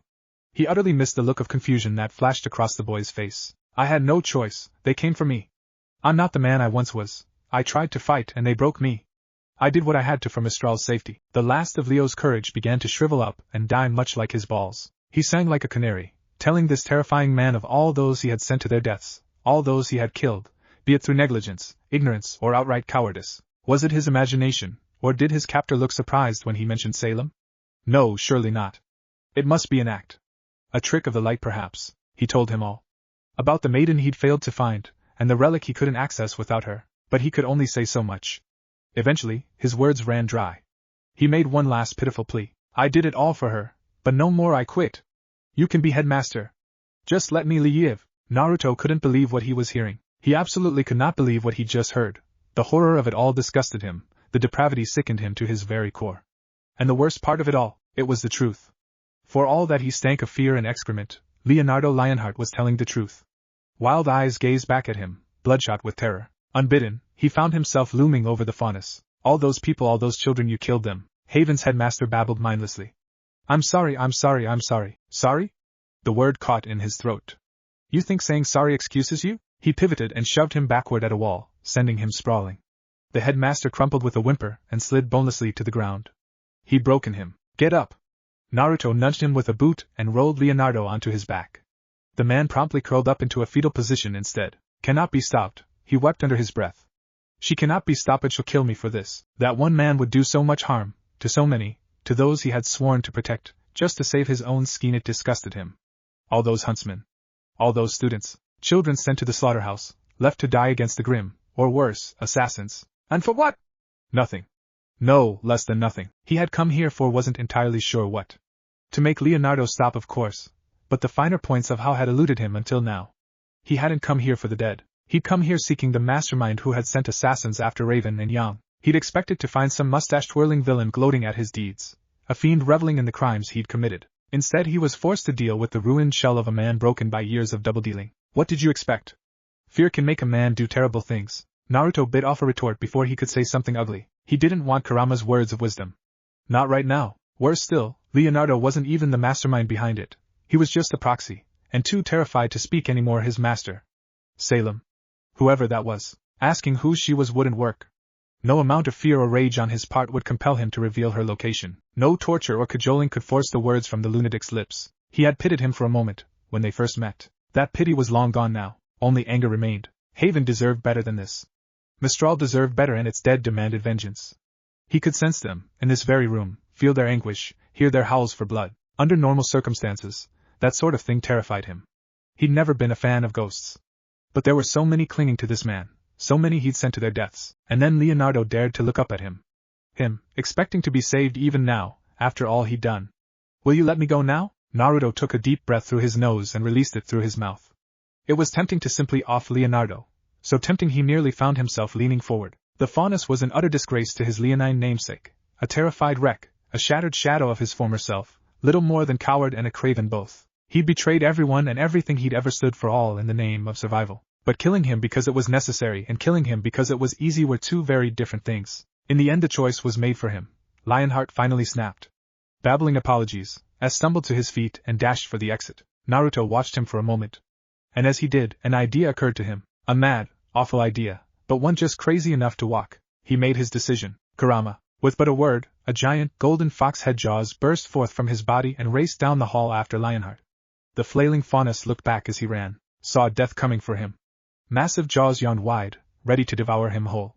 His eyes bulged, first in confusion, followed by shock, then mindless bow-avoiding terror. A short, truncated scream filled the academy. An equally harsh crunch echoed it, with not a soul to hear. The news broke the next morning. Leonardo Lionheart was stepped down from his post as headmaster, citing an illness. Much like a certain Shnee before him, he declared his intentions to live in exile to the Mistral media. Also much like said Shnee, he appointed a successor for himself, a splendid huntsman to take the reins of Haven Academy. His replacement was a relative unknown to most, but he came highly recommended. Truly, his dossier spoke for itself, a storied career indeed. His name was Naruto Uzumaki.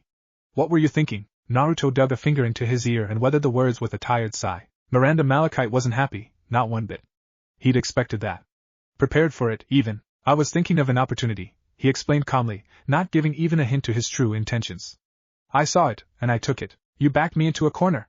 She grabbed a fistful of his jacket and tried to yank him forward, only to fail as he dug his heels in. If I hadn't forged those documents for you, you'd be up a creek without a paddle. Is there a point to all this? His fellow blonde growled at him. You owe me another favor for this. No, he batted her hand away. I owe you nothing. You still have that first favor from me. That's all you'll get. Haven deserved better than this. Better than Leonardo. He could be better than him. No, he would be better. It wouldn't even be all that difficult. He'd already pulled a similar trick once with Shock Shnee. With a bit of clever planning he could do it again. He knew he couldn't rely on the Malachites forever. He owed Miranda one favor too many already. No, needed influence to protect his loved ones. A proper power base, and so he made his choice. The deed was done. Stubborn boy. It seemed Miranda still thought it was the wrong one. Do you have any idea what you've done? You're not creating waves here, this is a freaking tsunami. She flung up her arms, nearly giving him a good show of her bosom in her rage. What were you thinking? Time to be honest with her, then, that I owe something to this city. He clenched a fist before his face to ward off another explosion. I need more than just power to protect Yang and Raven. I need influence. Prestige. As headmaster, I'll have that. Someone was behind that madness with Lionheart, too. I can't stand by and let that happen again. The way I see it, she'll come for me now that I'm headmaster. And when she does, he ground said knuckles into an open palm. I'll be waiting for her. It's not a position I intend to keep forever. I'll hold it until Yang's older, until the city's built its defenses back up again. Now if that's all, it's been a long day. I'm headed home. He pivoted on one heel and walked away with a spring in his step. Miranda shouted after him. You're making yourself a target. Better me than Yang. Naruto found and waiting on the sofa for him when he finally came home. Wello was sitting with her. Odd. What were they up to? And was that raven lurking in the shadows? The children were nowhere to be seen. Yang and the girls must have gone down for the night. It was just them, the adults. Well, this boded poorly for him. Why did he have a bad feeling about this? With that in mind, he opened his mouth to ask just what it was, and beat him to the punch. We need to talk. What if Naruto and his daughter in RWBY? And thanks for watching my video till the end. If you enjoyed this content, then do consider subscribing to my channel, and leave a like if you guys need the next part. Comment down and thanks for watching the video, and see you guys in the next video.